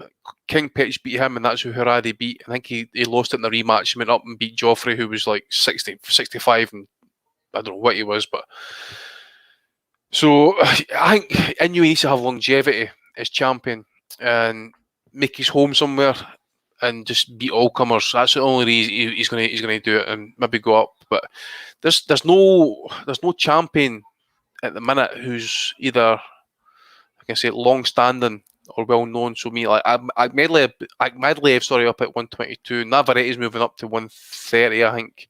And Ray Vargas, I mean, come on, you don't want to see that. So you've got Casimiro and O'Balley and Rigondeaux, probably your 3 names at the minute, and that would make him the man at 118. So really, then after that, he's not only got a name fighter to kind of go for. So it's just really kind of about cementing his reign and just kind of like maintaining it, really. I said, Andy, thank you. If Marcus Bellinger or Asian Boxing are listening, then give us a shout. Put it in the YouTube comments if you have any responses to that. If you're listening in the chat right now or during the week on YouTube, don't forget to hit the like button if you like what we're doing, or hit the dislike button if you don't. Let's move on to the fight of this week then. Ozzy, we shall start off with you. Edwin Valero against Antonio DeMarco, £135. It was the 6th of February. 2010, feeling old already, over in Monterrey, Mexico. They had to do something with Valero. He was causing havoc in America. Obviously, he couldn't fight in so many states as well. So much more to this complicated man than what he was doing in the ring. But let's deal with that first of all, shall we? Antonio DeMarco, proper fighter. Valero DeMarco, Ozzy, you put in your 2 pence worth. It was one-sided. It really was. I think it's fair to say that DeMarco could well be, Valero's toughest fight going into it, and he just beat him up, and he beat the will out of him. And I think it was round 8 towards the end, and DeMarco looked exhausted in the corner, physically and mentally. His head kept dropping. Obviously, you were just relying on a translator, and they were basically saying, "Do you want to keep going?" He went out. He lasted another round, and the corner just waved it off. Horrendous cut. I think it was round 2, caused by an elbow. One of the worst cuts I've seen that, and he's lucky from where it was. That it wasn't around the eye or anything.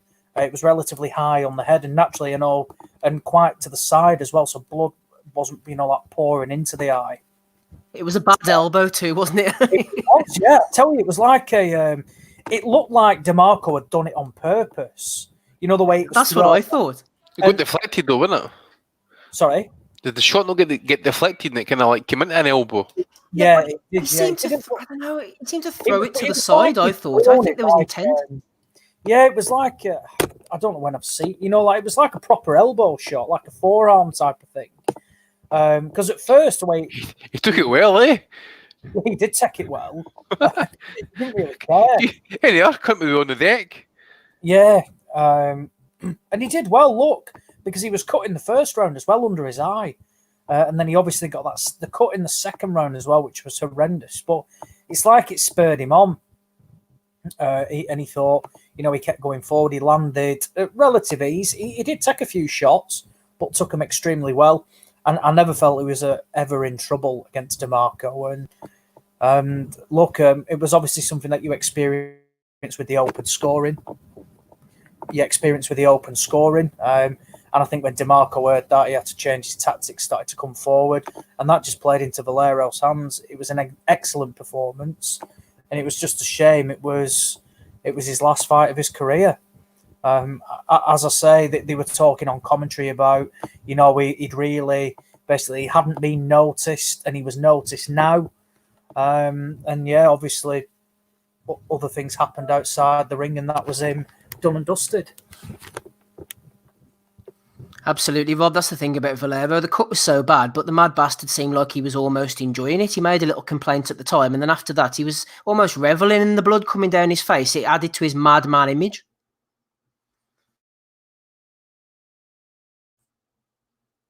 Rob, sorry. Yeah, you can hear me, yeah? Can do, yep. Yeah, no, I think you kind of forget how good DeMarco was and how tough he was as well in that fight. I mean, yeah, definitely, Valero just looked like a raving lunatic in there, even though he's better technically than a lot of people give him credit for in retrospect.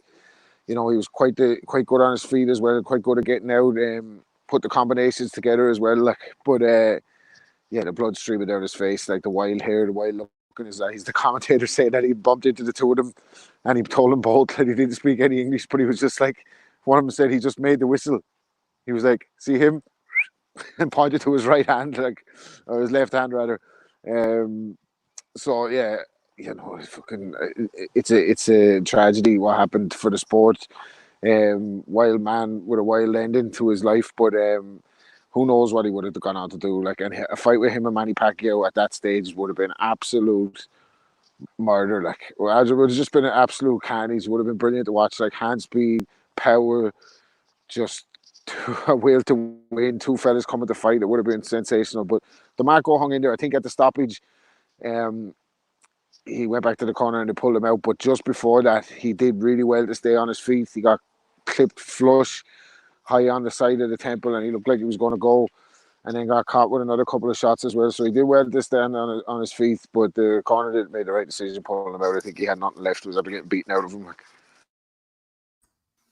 That's the thing, isn't it, Gabe? Obviously, the tragedy, you see his wife and all that, and what he did is just, I mean, you couldn't even comprehend it at all. But after this fight, you thought the world was his oyster, Valero. A fight between him and Manny Pacquiao was something that we're all looking forward to seeing. I think Rob's right. It would have been an absolute war, absolute bloodbath. Valero wouldn't have backed down for anything. I think Pacquiao would have beaten him, but it was the fight that I wanted to see. I know a lot of people at the time wanted to see it too, Gabe.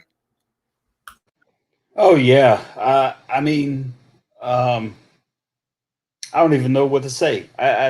It was, a time where you watch this guy absolutely in the prime of a career. I mean, it seemed like he was going nowhere but up, and so much potential, absolute, just pure potential. He was just raging all the time. Looked like he was cranked to a 10 when he was in the ring, but he had this kind of control as well. So he reminded me of a bit of Marco Antonio Barrera, that he threw punches with just wanted to crush people's faces. But it was also really well done, though. It wasn't like some kid that just got picked up off the street, thrown into a ring. He had skill, and it was like this perfect blend of ferocity and skill that this guy had. And like you said, I mean, tragically, it all came to an end. And I tend to believe that the greater tragedy was for, his kids and his wife, and that's a terrible story, a terrible event, and you hate to hear that kind of stuff. But I tend to think that the boxing was the, I guess, least importance in the whole thing. Hopefully that his kids turn out okay. God knows what kind of life that is to have to live, knowing eventually at some point what happened. But yeah, I mean, for that time period, just a great potential that you saw in the guy when he was fighting. And, I think in retrospect, a lot of people have gone back and watched a lot of his old fights and been able to pick up some stuff that maybe didn't air in the United States or wherever home is at for any of the listeners. And it was just a tremendous fight on his part, badly damaged, comes in and just kicks into the gear and finds a way to fight through that terrible cut. And I don't know that you would see a lot of guys want to continue on with a cut that bad. I mean, that thing was something awful, but just cruised right through it, kept on fighting. And I don't know, man, it was a great fight for him.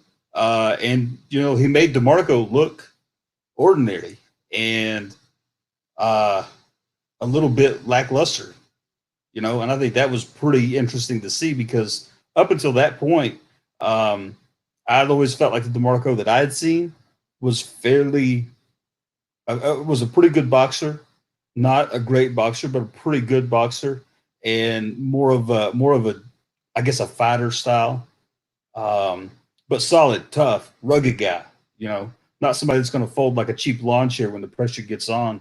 And he beat him down. He wore him out, and he made the trainer take DeMarco out of that fight. And DeMarco had, some great fights, but that was a great fight for Edwin Valero, especially at that particular point in time. And I really wish I was one of those people that wish we would have gotten to see him and Pacquiao get in the ring. I don't know that his skill was honed quite the way that I would like to see it at that point. Maybe a little bit more experience on the top level than what he had, but I still think it would have been a tremendous fight. Yeah, it would be if you're interested in the career of Edwin Valero. We're going in depth at the moment over on patreon.com/boxing asylum. I just put up an article on Valero's life and times. Me and Andy and whoever else wants to jump on as well are going to be going in on Valero versus Vicente Mosquera, which was an excellent fight in itself, Andy. But more to the point, this was the beginning of the very end for the madman Valero. Yeah, it's I've said it before. It's the question of what if and that, but I'll stick to the fight itself actually, because I just want to echo what all the guys are saying. I mean, there's no point in me kind of going back over what the guys were saying. It's it's the fights we could have had in that. I suppose the one thing I can take for this fight, at least, in that, because this was really Valero's breakout fight to the kind of American audience. It was like Roman Gonzalez back in his time coming up, and that was one of the fighters, Valero, that you had to kind of rely on streams to kind of keep up with his fights, because people forget he was unlicensed to fight in America because I think he was 19 at the time or whatever, and he had to go and fight abroad. So the DeMarco fight was like, the big opportunity. He came out to the ring, you could see him, he was a quick blow of air and that, maybe a wee bit of pressure, because I thought Bernstein, as the fight progressed, that you could hear him speaking that his boxing ability was understated or overlooked at least, because I think they grew to appreciate as to how good he was, because when he got cut, as you say, what did he do? Lots of people could have backed off. He actually went looking for the fight, and he was showing moments of boxing IQ, good jab, trying to set up punches. He was feinting. He was rolling underneath shots as well. He was, at times he was patient, other times he was ripping shots and stuff. But as the fight wore on, especially when he started to kind of tee off with the left hand, I think it was around about the fifth or the sixth, I think it was, he was landing numerous shots and he was hammering the guy up and stuff. And fair play to DeMarco. I mean, he did hang in there, but I agree with Ozzy in that. I didn't give the DeMarco a round. I thought Valero won every round of that fight. Just the sheer pressure, even after the cut. He set up the standard in the first round. Even though he got cut under the eye and he got cut badly in the head, he just kept pressing. And there was moments and stuff, people were saying, "Oh, he's got his mouth open, he's breathing heavy, he's struggling and stuff." Valero was just one of the guys. I don't know if it would have caught him in the end, especially as to how he partied and how he kind of carried on with his life and stuff. But he was, how can I put it? Demonic, is that even a word? A demon? He's just one of the guys who was just an absolute outright savage, man. He wanted to hurt your opponents and stuff. Even the sparring, man. Go and watch Dougie Fish's videos with, is it Antion? He said, "I'm going to go here and knock him out and stuff." That's just the mentality of the guy, man. He was just the way he used to train as well. His legs, like, I know they say like, right, he's struggling or whatever, but like there's so much spring in his step towards the end of the fight. He had great legs, like, to keep. You know what I mean? Keep going, and he was gonna ice you eventually. Like, just bad intentions, like you said, a demon, like, but a demon to train too, like a demon to train as well, like absolute fucking monster, like legs, like I don't know, unbelievable fighter, like. Well said, boys. You finished up there, Andrew? Yeah, mate. Good stuff. What about next week then, Ozzy? You have a special one coming up for us. What's our fight for next week then? Well, I think we should probably review a series of fights, because the said fighter that we're going to be looking at, his wins come quick and his losses come even quicker. So I think we'll start off with, obviously, big Ron Johnson against Saul Farah, thriller in Davao. Then we've got to review Saul Farah against Cesar Mamani. We've currently got hold of two copies of 4 fights. So we're trying to seek out the other 2 as well, so we can give a detailed breakdown on fights 1 to 4. We found a copy of Farah against Adrian Granat. I think Andy found a copy of Farah against a Russian guy as well. Yeah. So next week we're going to dedicate the fight review to the big man himself, promoter, referee, matchmaker, cornerman, Cutman. Puts up the rings as well with Mike Goodall. Yeah, puts up the rings as well, yeah. Steve Wellings wakes him up ringside when he's having a snooze at 1 o'clock. Does the lighting, the seating, the ticketing. The lighting, yeah. Cameraman as well in between rounds. And it is the big man himself, Saul Farah. And he loves a fucking McDonald's like Jesus Christ. When you see the pictures we'll go for the YouTube chat for next week, and oh my word, the fight poster is like one of those old B movies that you just rented out in the video shop back in the days. The poster is way better than what it looks like when you fucking watch it. Like, Steve, if we could try and do it, just try and replay these videos on the YouTube where we're talking about it. I mean, some of this shit, man, it's incredible. Some of the footage. Yes. Oh, I don't know, actually, if we could do that. We could try. You know what my internet's like. We could look Steve, into it. Sort it out, will you? And sort out those timestamps, will you? Yeah, need to the timestamps. Yeah, I forgot about them. Yeah, no, Ames is right. Watch together. We'll try and come up with something if we can. We'll try and come up with something for old Saul, I think. Against Caesar Mamani. That's what I'm looking forward to. Right, let's get on with our middleweight tournament then, shall we? Let's just get rid of Saul before we do so. Off you go. Let's just drop a bit of Porky in here. You're a hater! There we go. Okay, then. Yeah, Smithers really pissed him off this week, eh? Oh, Porky lad. You're a hater! I'm not sure what's going on there. Yeah, Porky, if you want me on your podcast, it's going to cost you at least 4 figures, mate. Exciting times ahead. I know you're listening, but just go to. Would you come again? Innovation Alloys. I'll get you in advance. Okay, let's move on to our middleweight tournament, then, shall we? We've got 8 competitors have been put together by the one and only, the main man. Let's see if we can find him here, Jason Chukwu.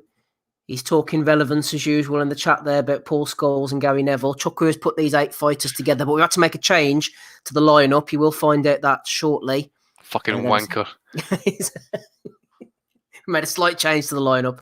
Let's get on to quarterfinal 1 then. Gabe's here, Ozzy's here, Andy's here, and Rapping Rob Kelly is here. Right, who should we go to first? Middleweight tournament. Quarterfinal number 1. Andy, I think we'll go with you, shall we? The great Sugar Ray Robinson fought in the UK, as Mike Goodall was reminding us earlier, against Randy Turpin, going in against the one and only Carlos Monzon. Sugar Ray Robinson against Carlos Monzon. Andy, 2 minutes or less. I'll go Robinson on points. Monzon was usually kind of methodical, kind of soft hands, but he made it work. He got injections in his shots and that, but I just think Robinson was probably, some people say at middleweight he wasn't at his prime, but I still say, considering his body of work, Basilio, just Pender, Castilla, Ralph Jones, Graziano, Turpin, as you said, Olsen. I'll say Robinson on points. Sugar Ray Robinson on points then. Let us move him on to the semi-finals. Okay, quarterfinal number 2. Rapping Rob Kelly, let's go to you, shall we? Quarterfinal number 2 is all chosen by Jason Chukwu here. I've put them together. Chukwu did pick Vito Antuofermo originally, but we replaced him late on with Carlos Monzon in that first one. These 2 were chosen by Chukwu, though. Jake LaMotta against Kelly Pavlik. 2 minutes or less, Rob. Jake LaMotta versus Kelly Pavlik. Jesus. That was a bit of a curveball. Even though I saw the lineup already, that one mustn't have resonated with me. I'm going to say Pavlik. I'm going to say Pavlik over 12. I think he's just going to punch too straight for Jake LaMotta. Jake LaMotta was on the small side for a middleweight as well. Pavlik was a big middleweight. I think the difference in technical style, I couldn't see LaMotta beating him down. Maybe LaMotta beats him down a la Sergio Martinez, but then he was already shot after Hopkins, so we're going prime for prime. I'm going to take Kelly Pavlik by points. Kelly Pavlik on points over Jake LaMotta. I saw Kelly Pavlik fight once on an undercard. Good fighter, big, tall, strong prospect back then. He fought against somebody who was actually going to feature in quarterfinal 4. Before we get onto that, though, let us go to quarterfinal number 3. Gabe, 2 minutes or less. Let's see who's going to go into the semis alongside Sugar Ray Robinson and Kelly Pavlik. We have Marvelous Marvin Hagler against Sergio Martinez. Gabe, 2 minutes or less. Marvin Hagler against Sergio Martinez.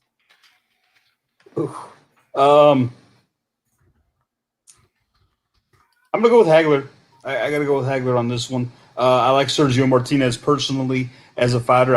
I prefer watching him a little bit more, but certainly think that the best Marvin Hagler could handle what would be a small guy at middleweight. I feel like Hagler has enough boxing ability and power, especially, to deal with anything that Sergio Martinez brings. Okay, marvellous. Marvin Hagler moves through to the semi-finals then. Thank you, Gabriel. Last but by no means least is with you, Ozzy. Quarterfinal number 4 is mentioning the main eventer there, who Kelly Pavlik was supporting. It was the main man, Bernard Hopkins. He was going in against Oscar De La Hoya on that night. De La Hoya had no business being at middleweight, as we soon found out. His opponent on this night, Hopkins, does have a business being at middleweight. It's the great Gennady Golovkin. Bernard Hopkins versus Gennady Golovkin. Ozzy, you got 2 minutes or less. Go ahead. Difficult, but I'd probably go with Bernard Hopkins. I don't think it's unrealistic to say that he could be one of the best, like pure middleweight since Hagler, something like that. I think there's always an argument with Golovkin that he may lack a standout win. I'm against that. I think he's beaten pretty much everybody there aside from technically on paper Canelo. We've seen Hopkins, what he can do. I think it will be extremely close. I'm talking Canelo Golovkin close. I just think I think we've seen Hopkins perform against perhaps potentially bigger names at middleweight compared to what Golovkin did in what we've seen as Golovkin's prime as well. I think what we've got to remember is that Golovkin's prime, we may well have seen it, wasted. Was he realistically in his prime 2 years ago? Even against Kell Brook, probably not. So I'll probably go with Hopkins on that one, but in an extremely close fight, in my opinion. I'd go with that as well. I think B-Hop would have a prime B-Hop on his middleweight defense run would have had the edge on prime Golovkin on his middleweight defense run, I believe. I love that fight, actually. I think it's a great. I Unbelievable. don't think it's easy to call. I fucking love it. I love it, actually. Chess match for the first 4 rounds, battle of the jabs, fucking dirty tactics from B-Hop, fucking Golovkin complaining about the dirty tactics. It's going to be amazing, that one. The thing is, I know Steve's only talking about 2 minutes and stuff, but honest to God, I beg you to go and watch early day Hopkins at middleweight. Swear to God, man, he loves to throw off shots. Oh, no, but mate, I'm going back earlier than that. Go back to like before he even fought Roy Jones. What was he, 14 fights at the time, over it was? Go back earlier than that. He was going to war with some of these guys and that. I'm thinking to myself, that type of Hopkins against Golovkin would be great, But he threw down with Segundo Mercado, didn't he? He nearly played the price for it as well. Aye. But no, I could see moments where Golovkin, maybe some of the heavy digs that he's got, maybe just has a wee impact on Hopkins. Maybe the body shots and stuff, especially the left hook, if he can land it. But yeah, you can see it. It's the classic he stood more dead central earlier in his career, Hopkins, compared to what we saw in the last 15 years. Say earlier on, he stood in front of fellas and he was a punisher to the body as well. Yeah, it was mid-30s by the time he broke through, though, wasn't he? Yep. So he'd actually kind of mastered his craft. He kind of knew how to kind of pace himself. But I'm talking like early day Hopkins was he was good fun to watch. Like I kid you not, go back and watch his early fights, very early fights, and you'll be well impressed. You'll get a different respect for him actually. I think he'd steal it out of Golovkin to the body with the straight shots and the holding and resetting and stuff. And by this down the stretch, I think he'd just cruise it. Okay, boys, let us move on then to the semi-finals. We've got Sugar Ray Robinson, Kelly Pavlik, Marvin Hagler and Bernard Hopkins. I've put them into the little machine and the machine has drawn it out. I know Lee the Alcoholic Froch was saying if this isn't a Hagler versus Hopkins final, I don't know what will happen, but that might not turn out to be the case. It might be as well, who knows? Gabe, semi-final number 1 goes to you. It is Kelly Pavlik against Marvin Hagler. Kelly Pavlik against Marvin Hagler, Gabe.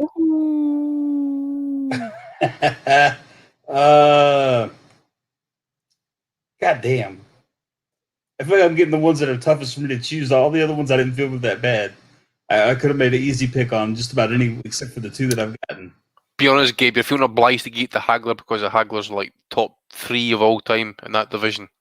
I think so. It's hard. It's so hard because you've got this preconceived notion in your head that Hagler is this top, arguably the greatest middleweight of all time, right? And you think to yourself, can Pavlik actually beat him? It's hard, like. I think Hagler's beard plays a big part there. Yeah, I know. I think so. I'm going to go with Hagler on this one, but I feel like it could go. This could be one that goes either way. I think a primed up Kelly Pavlik could have gave him fits, absolute fits.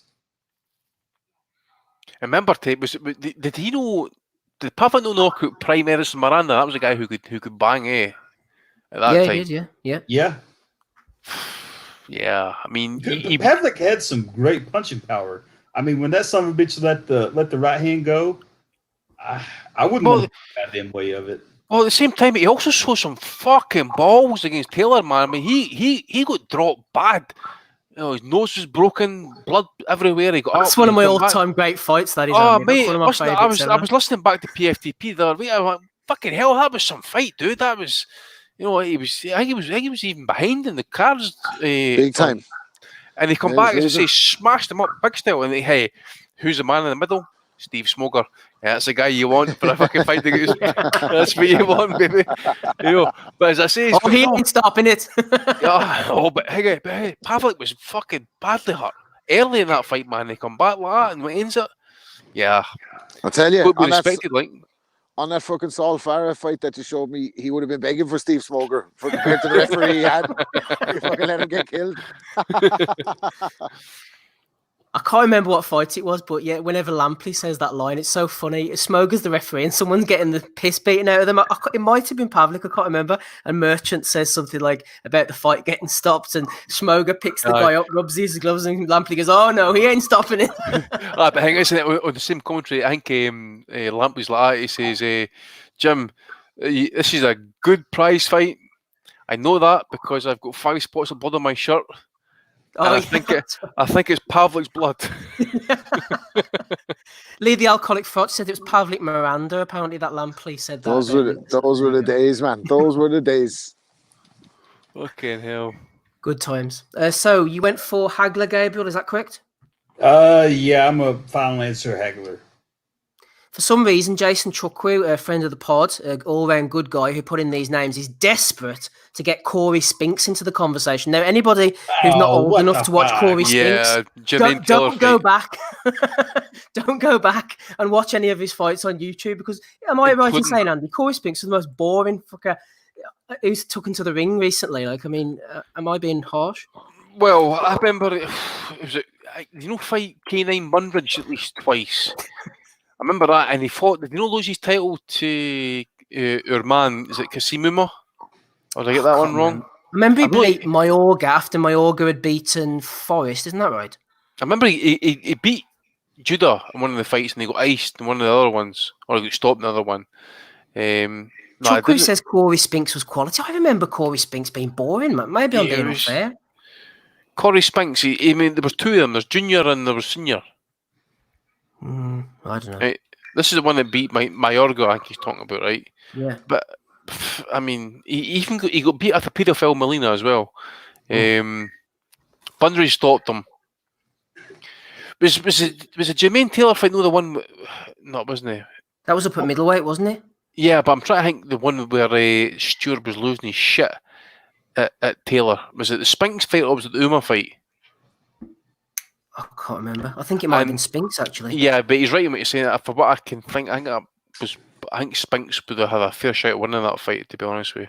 I can't remember from that era. That's like a blur to me now. But I'm not going back to watch it, like, just to confirm your fucking... No. He's I think that's the reason why he's put it in there. He said it's because he's the uncrowned lineal champ. So Taylor was a lineal champ, I think, because he beat Hopkins, wasn't he? Yeah. Yeah, Lee, you're right. I saw that. Molina, yeah, he is having a fight next week. I can't remember who's fighting now. Something popped up on the radar. Someone else who's shit. Anyway, we'll move on. Hagler goes through. Ooh, okay. This is going to be a big one for you. Rapping Rob Kelly, second semi-final. Sugar Ray Robinson against Bernard Hopkins. Ray Robinson, Hopkins. Well, I can't really argue to give the fight against anybody but Sugar Ray Robinson. Like if I think, along with the popular consensus that he's the greatest of all time, then I'd have to say Prime Robinson beats Prime Bernard Hopkins. Something like the first Roy Jones fight. Too much movement, too much boxing IQ, and too many punches. And giving him prime for prime, we're gonna go back to my old way of doing this and giving Robinson the benefit of the modern diet and training and all that, and his natural talent. And I'm going to say he outshines Hopkins over 12 rounds. Any comments, Andy? I know you'll have the final, but any comments before we move on? Yeah, I got to agree with Rob on that. I mean, at the end of the day, I think when this was made, especially when you gave it to Chuck Wu and that, I was going to make the argument not to put Robinson in there at all, actually, because he is the man, peerless. He's still regarded by. I mean, we're no historians and stuff, but anybody with their salt who you listen to, especially boxing wise, who's been in the game and that, they all say that Robinson was the greatest they've ever watched, ever seen and stuff. Unless you're fucking Nat Fleischer, who didn't even have him in the top three of all time, but it doesn't matter. But yeah, Robinson would beat. Was it Hagler? Hopkins. Yeah, I would say 12 rounds. Lee the Alcoholic Fotch makes a good point. Robinson, his prime. Welterweight. It was welterweight. Yeah, pretty much. Yeah. And it was never filmed. So what you got at middleweight and light heavyweight, that's just class. That's all it is, man. Yeah. It's like, I don't want to bring Duran up again, but see when you get a fighter past his peak weight and he still maintains, these wins and title belts and that's greatness. It's just ability and that's just class. That's all it is. Mm-hmm. So we'll move straight into the final then, Andy. So Hopkins has gone out. Robinson has gone through, according to Rapping Rob Kelly. Let's just go through the previous winners before we do so. The heavyweight tournament was won by Larry Holmes. The cruiserweight tournament was won by Evander Holyfield. Roy Jones Jr. got light heavyweight. James Toney got super middleweight. Who shall get the middleweight? Sugar Ray Robinson or Marvin Hagler? The final's down to you, Andy. You get the rest of the lads as well, but I'm going to say... I'm going to say Robinson, and I'm going to leave the ending up to everybody else because I'm thinking St. Valentine's Day Massacre and stuff. I'm thinking Bloodbath. I'm thinking Hagler coming out like he was against Hearns, and I'm thinking about Robinson coming out like he was against LaMotta. And that sixth fight. And at the end of the day, look, there's a lot of people who listen to this podcast would have seen very little of Robinson. And I'll be honest with you, I've not seen Robinson at welterweight. I've not seen any footage at all yet. But I've got that St. Valentine's Day Massacre, and I've got a few the Basilio. I've got a few other fights in that as well. I've got the Maxim fight. There is nobody like him. Absolutely. I mean, the guy he was a trailblazer at his time. Rob can probably set it up better than what I can, but Hagler's to be respected. I just think in the big moments and stuff like he shot the bed against Leonard, man, a smaller guy, and he came out and fucking threw away 4 rounds of that fight before he decided to change it up. But Robinson, I think Leonard said, sorry, but to come across you, but just as you said, to set it up, Leonard said about his name being Sugar Ray that he was in no way in the same stratosphere as Sugar Ray Robinson, that he wasn't in the same planet as him. And I know fighters are supposed to say that, but I think he believed it, that he was, honoured to have the name and whatever, but he knew he couldn't live up to Ray Robinson. And with that said, I'd say, is it Ray Robinson Hagler, yeah, for the final? Yeah, I'd say Robinson. I could talk for days about Robinson, but just the way he used to set things up, if you go back and look at the Graziano knockout, he rehearses the shot, then turns him, comes back on the ropes and does the combination, knocks him out, sets up Fulmer for the left hook, keeps Turpin up when Ruby Goldstein is going to stop the fight on the bad cut, so he keeps him up on the ropes while he's making Ruby Goldstein jump in to stop it, so to not give Turpin the chance to get a count and then win the fight on cut. So just that level of IQ, and that's in his post-prime era. If most boxer writers are to be believed, he actually was in his prime at welterweight, even though there's no footage. So frightening. So I would say Robinson over Hagler, of course. Okay, Sugar Ray beats Hagler. Where have we heard that before? Sugar Ray Robinson this time is the middleweight champion. Yeah, well done, Chukwu. He did his best. If anybody else wants to throw in any names or any Brilliant division, by the way. What a division in history, like the middleweight divisions. I was just going to say that. Brilliant. I mean, you could have thrown and said Basilio. You could have maybe put Turpin, Sardan, Zale, Graziano. Who's the one that after Monzon? Valdez, Rodrigo Valdez. You could throw him. Griffith. You put him in there. Benvenuti. You know, there's strong lineage here actually. You know, fucking Stanley Ketchel and all the guys, but don't know how they would kind of fared. Well, it's difficult, isn't it? You really are comparing like eras against eras 100 years ago. Yeah. No, that's the thing. Eddie Steverns having a go about the fact that Robinson and Hagler are from such different eras.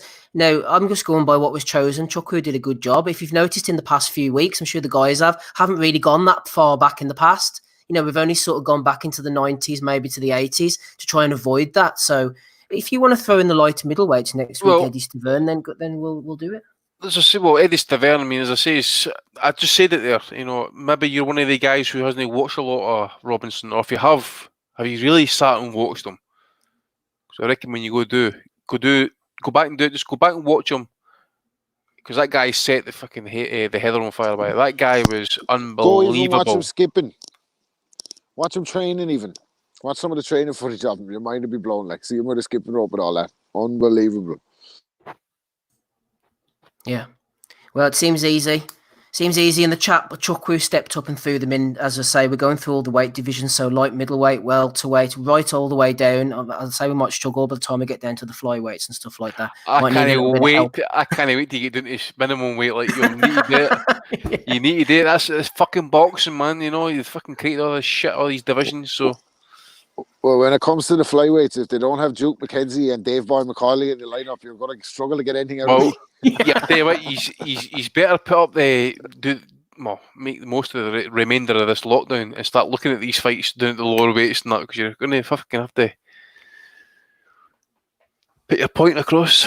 It's just a bit of fun at the end of the day, get things talking. If anybody wants to throw any names in, do so. If you've got any problems, then throw them in the YouTube and let us know in the comments and tell us what you think. We're just trying to keep things rumbling along. Let us get on to Belly of the Weeks for episode, what are we on again? 374. Let's see what we've got on the old phone. I'm sure the guys have got a few to throw in. Yeah, Kell Brook. Maybe Kell Brook will make an appearance in the light middleweight tournament. You never know. Stranger things have happened.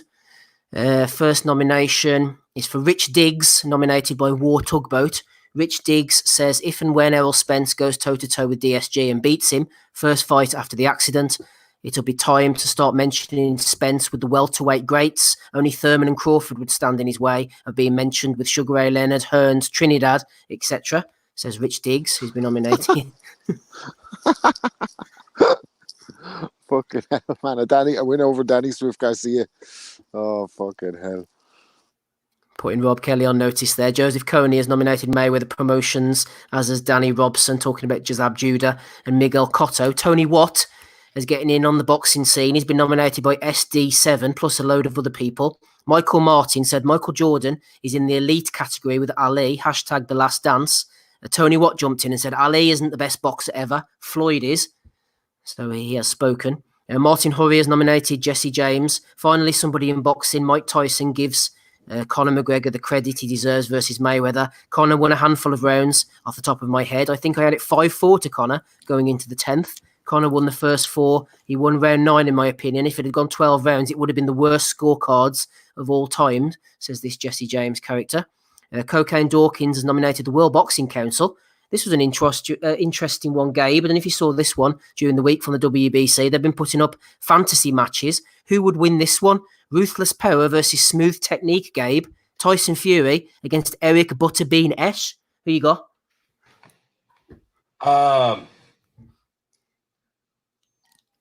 Yeah, I'm going to go with the winner of that is going to be the person that sticks my fucking eyes with a fork, so I don't have to watch it. What a fucking idiotic thing to say. Fuck the WBC. People wonder why people fucking hate the WBC. If anyone ever asks you, why do you dislike the WBC? You can point to that one single tweet and not have to say anything fucking else. Nothing. Zero. Literally nothing else at all. And people will fucking stand why some of us hate the WBC. Jesus fuck. You've got to be kidding me. I'm not even going to dignify that with a fucking response. Fuck that. No response from Gabe. Radio silence. Porky Russ has nominated the YouTubers. Michelle Joy Phelps, Coogan Cassius, Radio Raheem talking to Marcos Villegas. Apparently about this, that and the other. Who knows? Sonny Edwards says, I've got some free time. Ask away about fights. Gary 1717315 just rolls off the tongue there. Says, go up in weight, Sonny. Use your movement and skills to batter Devin Haney. Yeah, Sonny Edwards moving up in weight to use his movement and skills to batter Devin Haney, apparently. Ted Barrett, friend of the pod, has thrown that one in as well. Boxing Scene has been nominated by Marcus Bellinger. Conor McGregor talking about Mayweather. Early rounds were all mine. Later rounds, I outlanded him. George Rogers has nominated Danny Maris for saying Mayweather-esque. I can't remember the fighters he was talking about. I think it was Anthony Fowler, actually. Anthony Fowler was given a bit of head work, and Danny Maris said it was Mayweather-esque. Maybe he means Roger. Amir Khan has been nominated by a few different people for distributing disturbing food boxes to the families in Peterborough. The Amir Khan Foundation. Please support the Amir Khan Foundation on Just Giving. A bit of a typo from Amir there. Disturbing food boxes. What's disturbing about it, Andy, do you think? If Amir says it's disturbing, goodness knows what could be inside those food boxes. I don't know what was. I wasn't following it, to be honest with you. Actually, I was kind of more worried about Amir Khan, kind of like speaking about he's not really sorted out about his trainer yet and stuff like that. It feels like he can be train himself. Yeah, that's not going to end well. Like, he should be retired, and that's the end of the case. So if he retires, he can devote himself to more of this, charity work. So come on, Amir. Dish out some more disturbing food boxes. Maybe his Skype contact details are inside them. Sean Stevo. Hope he washed his hands after. Probably, yeah. His sex tapes, says Swaggy Taggy. Sean Stevo has nominated Anthony Fowler. Give these 2 free CBD for life on me, he says. And then a couple of dolly birds were pictured. Kaiser Cobra has nominated George Foreman, getting caught out by a Chinese correspondent, Sum Ting Wong, saying George is one of the best speakers out there. Joe Kennedy, friend of the pod. I haven't seen Joe in the chat tonight. Hope you're well, Joe. Has nominated Fight Disciples. Prediction: Mike Tyson will get a shot at the WBC heavyweight title before Dillian White. Well, you never know. Might come true. Shout out to these boys, Andy, that were going viral on Twitter this week. The casuals. We don't quite know what they said or who they are, but I've been enjoying that. I've been enjoying their words. Oh, you just know they'll have to fucking stab a prick in their arse, by the way, with fucking, the jacked up with the juice. But I don't know. I just kind of followed in, and there's a kind of joke in that. So I think they're like matchroom casuals and stuff like that, So basically, AJ is the greatest of all time, and Ali wouldn't stand a chance and stuff. But the one sitting to the left with the fucking short trousers, that guy needs fucking strung up and shot and horsewhipped, man. What the fuck are you going to look like that for? He's wearing a t-shirt that's like 6 sizes too small for him. He shrank the fucking trousers in the fucking wash. He's probably got his balls strapped to his arse because it's that fucking tight. He's not even wearing any socks, that fucking dick. Plus he's got the hair bleached and he's looking like he's got no neck. And plus he's got that silly fucking t-shirt wrapped up, fucking buttoned up to the fucking neck. What a nonce. Any dress sense advice? Wrapping Rob Kelly, 17, on the streets of Wexford, wouldn't have gone out looking like this, no? Yeah, put a pair of socks on you. Get your date. They've been taking advice from Floyd, maybe. There's no red hat. No. And we all know Floyd likes a red hat. Floyd loves a Turkey red hat. must be booming. Turkey must be booming, man. Even with the COVID, with all the boys flying out to get their teeth done, like fucking hell, keep the economy booming over there. Maybe getting the beards done at the British Hair Clinic. Shout out. Trading Leather Boxing in the chat has nominated Anthony Fowler. Fowles came out on Instagram and said, good deeds should be done with intention, not for attention. Wise words from Fowler. Trading Leather says, is this the same bloke who uploads screenshots and tells us how many free bottles of CBD he's giving away each week? A good, solid point there. Amo Williams, apparently, has been nominated by David Almond, beating the absolute shit out of someone in sparring that clearly has never boxed before. I don't think the guy even swung one punch. Absolutely disgusting. Where do you boys stand on this? Well, that was shocking. Benson put up the footage as well, I think. Well, Benson's a twat. But big nose twat. He had a nose like fucking Frotch for a while, didn't he? the video itself was wrong. I don't get what goes through fighters' heads. Fine, if you're going to spar people like that, you shouldn't be doing it anyway. And more on the trainers allowing it, but don't go and put it online because you must know what response you're going to get, and it isn't going to be good on you for beating up a helpless guy who is clearly out of his depth. It's stupid, and that is where people get hurt. Look, there's enough stories and and incidents that have happened recently from where things have happened in the ring and people have died from it. So when you're seeing blokes, completely out the depth sparring, with clearly talented fighters, it's not what you want to see, and it can just lead to more accidents. So the guy should be punished for whatever happens. Look, it's pointless in punishing him now because you can ban him for 3 months and fuck all's going to happen. But something should happen to him, and likewise the trainers as well, because like you said, the trainers, yeah, fuck any gym you come up around, if there's a mismatch in sparring, they stop it straight away, bring someone else in. That's true. Fucking common protocol. So what the fuck is he doing? Say this, Yeah, it's wrong. So look, we'll see what happens, but who knows? Who knows? But the guy should be punished. The trainers should be certainly punished as well. And fingers crossed we don't see anything like that again. Okay, nomination for Amo Williams then. Jake Patrick, at Smiggers Titties IFL, has nominated Daniel Borton, talking about the Chisora Usyk fight. If Usyk shows up like this, he will blow... if Chisora shows up like this, he will blow Usyk away. The poor little lad's never weighing in more than 15 and a half without just packing away donuts. Andrew G has nominated Fight Takes at Fight Breakdowns. An absolute dumpster of a fire take, says Andrew. Fight Takes says Marvin Hagler is an all-time great, but if he goes in rushing all wild against Canelo, he's going to be missing and getting countered all night. Marcus Bellinger has nominated the WBC president, who backs Mike Tyson's return and says he would rank him. DAZN has been nominated as well. I fucking bet he would, by the way. Of course he would. Oh, fucking Legends Don King's title. on the phone, by the way. Says, let's get the band back together again, boys, eh? Fucking Jesus Christ. Don King and fucking... He even dig up the old Jose, he fucking try and screw over a few fucking fighters. Get Buster Douglas out the fucking diabetic coma for a change, Fuck. Good old Mauricio. Absolute legend. Eddie Hearn has been nominated for wanting to give the fans what they want. It depends, Eddie. Be careful what you ask for. I'm sure the fans might want something different. But we've got to come back anyway with a schedule that sports fans like. We can't afford weak fights anymore, says Eddie. Martin Hurry has nominated Gervonta Davis. I might be going to jail today. Excuse me, says Gervonta. Lee Mert is looking forward to refereeing Danny Williams against Lee Kellett in Aberdeen. It's been a while since I've seen any boxing, says Lee. Well, I wouldn't count your chickens too much. You're going to see any of that night. Danny Cassius Connor has been nominated. I think, Andy, you've been going in on him. He's been going in on hardcore helmets like us, apparently. I don't know. What did they say again? I don't know. I haven't seen it, but I heard that he was going in on hardcore helmets and he was giving it the old "if you never boxed, you don't deserve an opinion" type thing. I seen something last night. I forget what it was, and that he basically said, "Why are people writing off Derek Chisora against Alexander Usyk?" And that last night they should have been fighting, and that he would have put some bets on, and had they have won, he'd have put all of the winnings on Chisora to beat Usyk. And the people who are writing off Usyk don't have a clue, and the fools. Sorry, writing off Chisora don't have a clue, and are fools. And that Usyk's never been hit by a heavyweight, and all Chisora needs to do is get on his chest and throw as many shots as he can. Just completely writing off Usyk, essentially. Oh shit! I just had the one in for Bellew. Hey, put me on there because I'm backing Dale. I think Dale's going to beat him. Fucking hell. Gabe has spoken.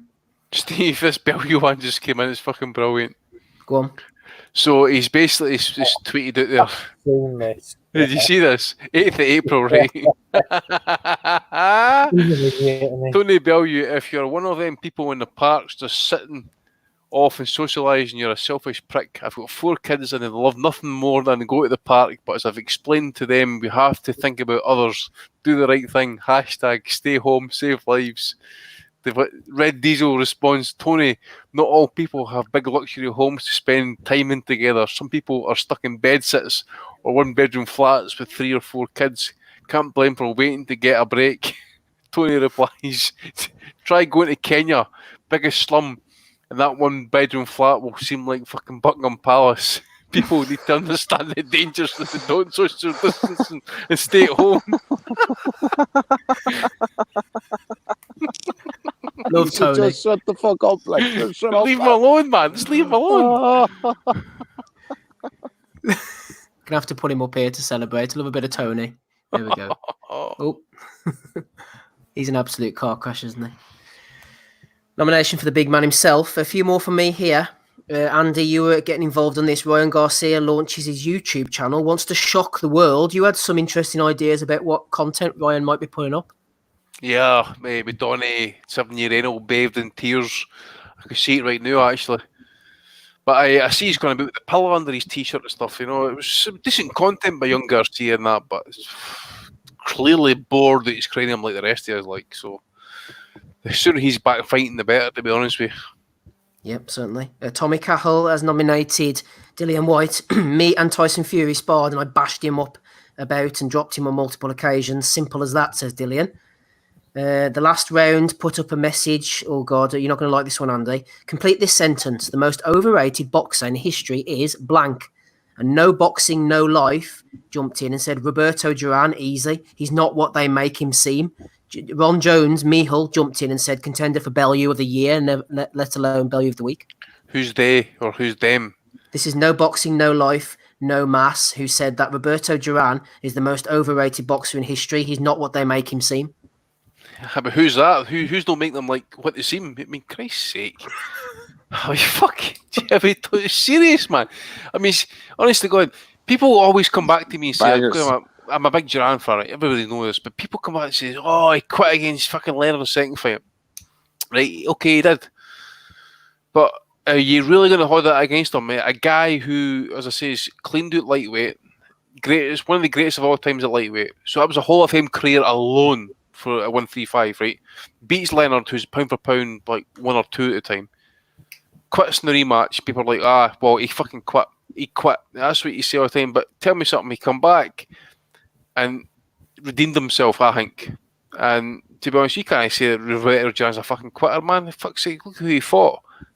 Look at him versus Hagler over 15 rounds. But a broken hand as well. Yeah, broke his hand in that fight. Yeah, and fucking Tommy Hearns is the only one to ever fucking start him, and that's Tommy Hearns. Like, fuck me, man. And then beat Iran Bagley for the middleweight fucking title when he's 10 years, 15 years past his prime. Like, fuck off. I think you've got to look at it over the longevity of a career, because we mentioned it last week, didn't we? We were talking about Morales-Pacquiao. You could look at Morales and say, oh, he quit or whatever. But I mean, look at the nights that these people are giving. Look at Vitaly Klitschko. Larry Merchant went in on him, called him a European quitter and everything. And then he went toe-to-toe with Lennox Lewis with his eye hanging off. But Duran's the greatest lightweight that ever lived. Fucking bar Benny Lynch, if you want to go back that far. But widely regarded as the greatest lightweight ever lived, and not taking into account what he did after that. Like, the fuck are they talking about? He's not what they say he is. Well, what is he then? Like, fuck off. Well said, Rob. Right, any others, guys? Andy, you throwing one in. Any additional Bellews? Just Broner, mate, for saying about the 10 million unless he's going to become a full-time rapper unless he's over 10 million. Who the fuck does he think he is? Seriously. Who the fuck does he think he is? The fucking B.A. Baracus wannabe looking twat. Fucking idiot. I haven't heard of Stephen Espinoza. Me and Big Al, we talk every day, but ain't nobody talking about 10 million. So I take that I'm just still retired. So that's why he's eating the fucking hot dogs. Who would have to be the opponent? Who would the opponent have to be for Adrian Broner to get 10 million? Yeah, me to be fucking heavyweight. Yeah, exactly. Fucking 10 million. Fat fuck. Another nomination for AB. Ozzy, any nominations from you? Yeah, a couple. One for at Walsall_Ram on Twitter. Odds Changer, a betting account, basically put out Eddie Hearn, Dana White, Bob Arum, and Frank Warren to rank them in order of who is the best at their, who are the best out of the promoters. He ranked Edward at number 1, Dana White at number 2. He put Bob Who, so he'd never heard of Bob Arum, and then Frank propping up the pile. So Bob Arum, arguably probably one of the most biggest names in boxing, promoter-wise as well. Walsall Ram has never heard of him, and then basically said he's a nobody in a future tweet. And then Danny Cassius Connor comparing Derek Chisora, his prediction of Chisora to beat Usyk is like Peter McDonough beating Michael Gomez, and people laugh that off as well. Fuck's sake. On Bob Arum, Bob Arum, who made Fraser Ali and Manny Floyd. Fuck's sake, number 3. Might not be making too many fights more. Not because of his age, but aren't top rank up for sale or something? Looking to flog them off, aren't they? Are they? Yeah, I've heard that. Who might buy them? Yeah, well, I mean, you never know. Maybe there's a buyer in the midst ready to snap them up, Rob, you know? Say no more. Yeah. We should sell our pod and use the proceeds from that top rank. Yeah. If it goes to purse bids, I think I'll leave it to the other fella. Right. Ben Wiseman Industries. Yeah, Ben Wiseman Industries, indeed. Any other nominations, Rob, from you?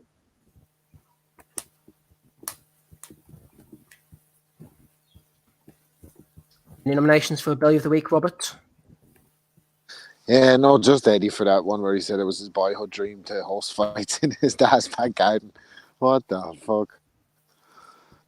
He'd say anything, absolutely anything. He doesn't, he said that, he was selling that to the, it's been a dream of mine, and now to finally, I used to look out here as a boy, and now to finally have this realization that it's going to happen.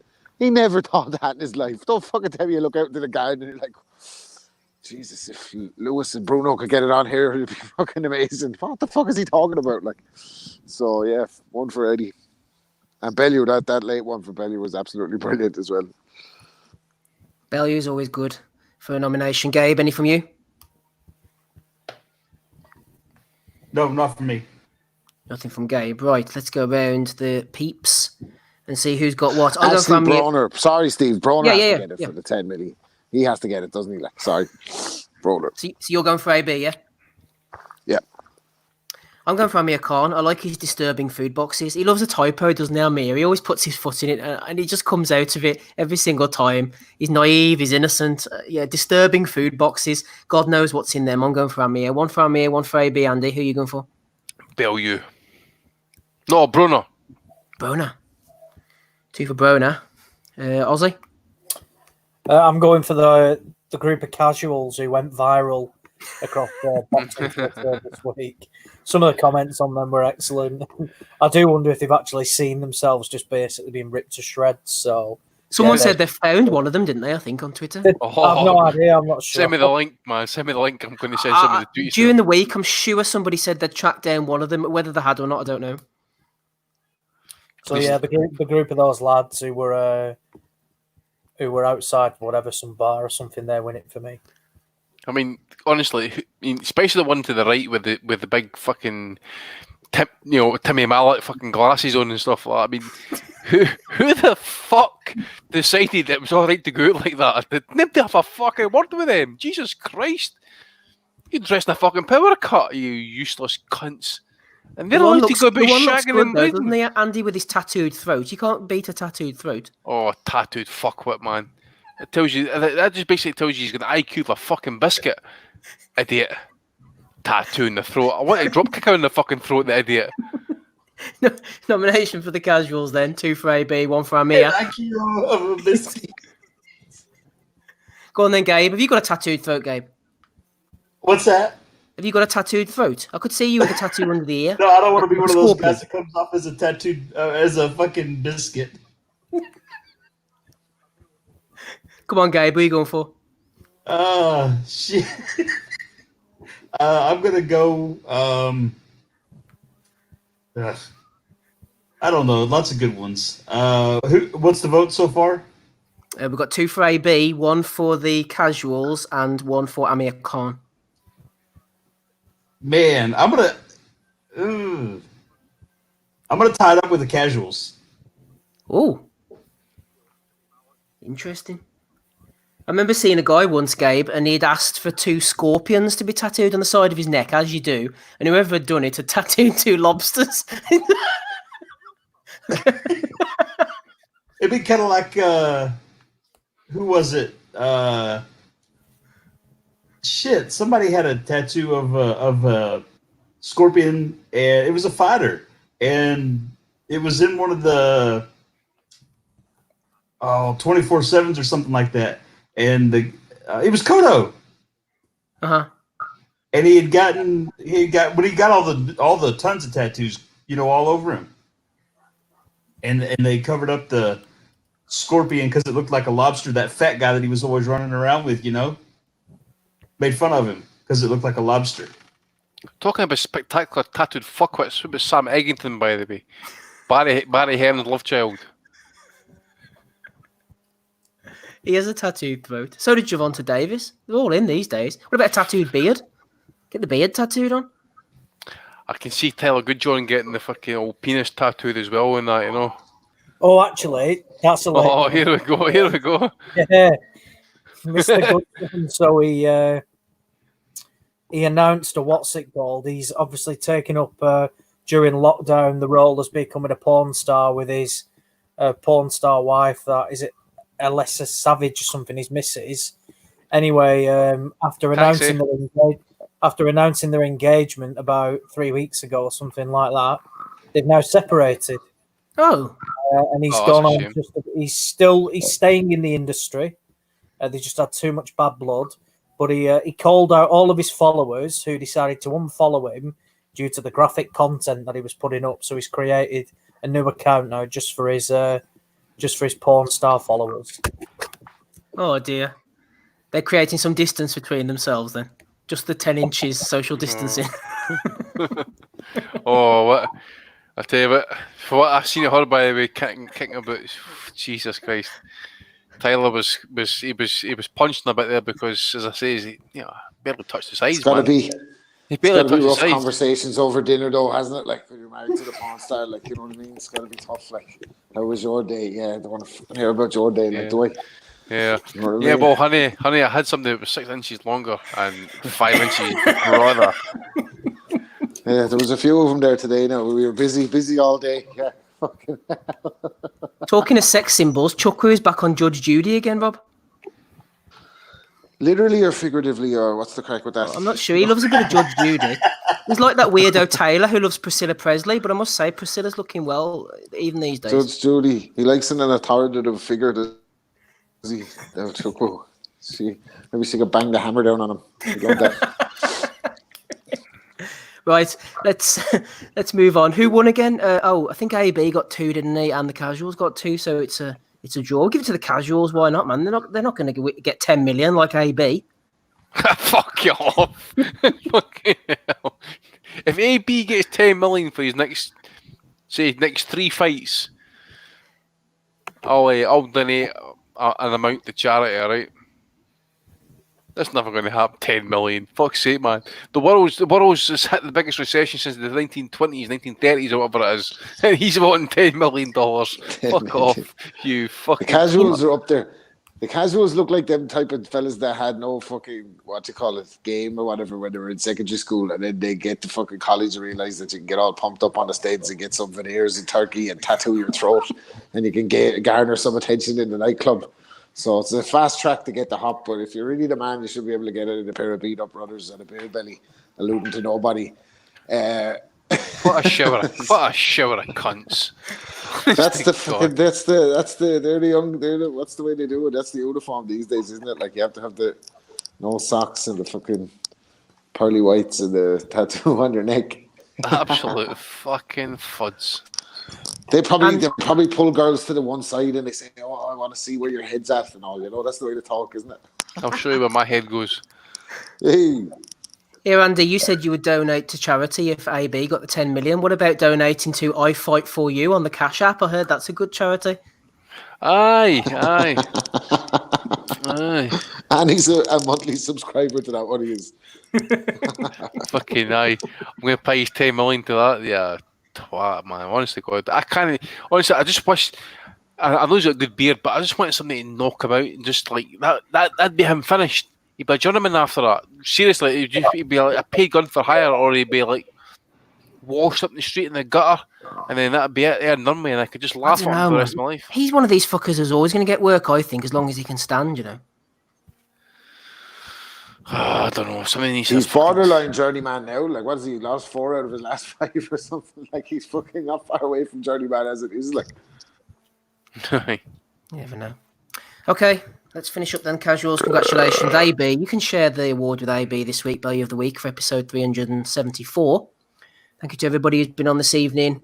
Good crack as usual. We had Gabe back with us with a bang, Ozzy Smith, Andy Patterson, Rappy and Rob Kelly as always. Thanks to our guests, Mike Goodall and Callum Johnson, who joined us a couple of hours ago. We'll catch you all for episode 375. Thank you to everybody who's been in the chat. We've enjoyed having your company. Don't forget to keep 2 meters away from each other there, boys. I've been Steve Wellings. We'll catch you all for episode 375. Same time, same place next week. Bye. Fats Mega. Wankers.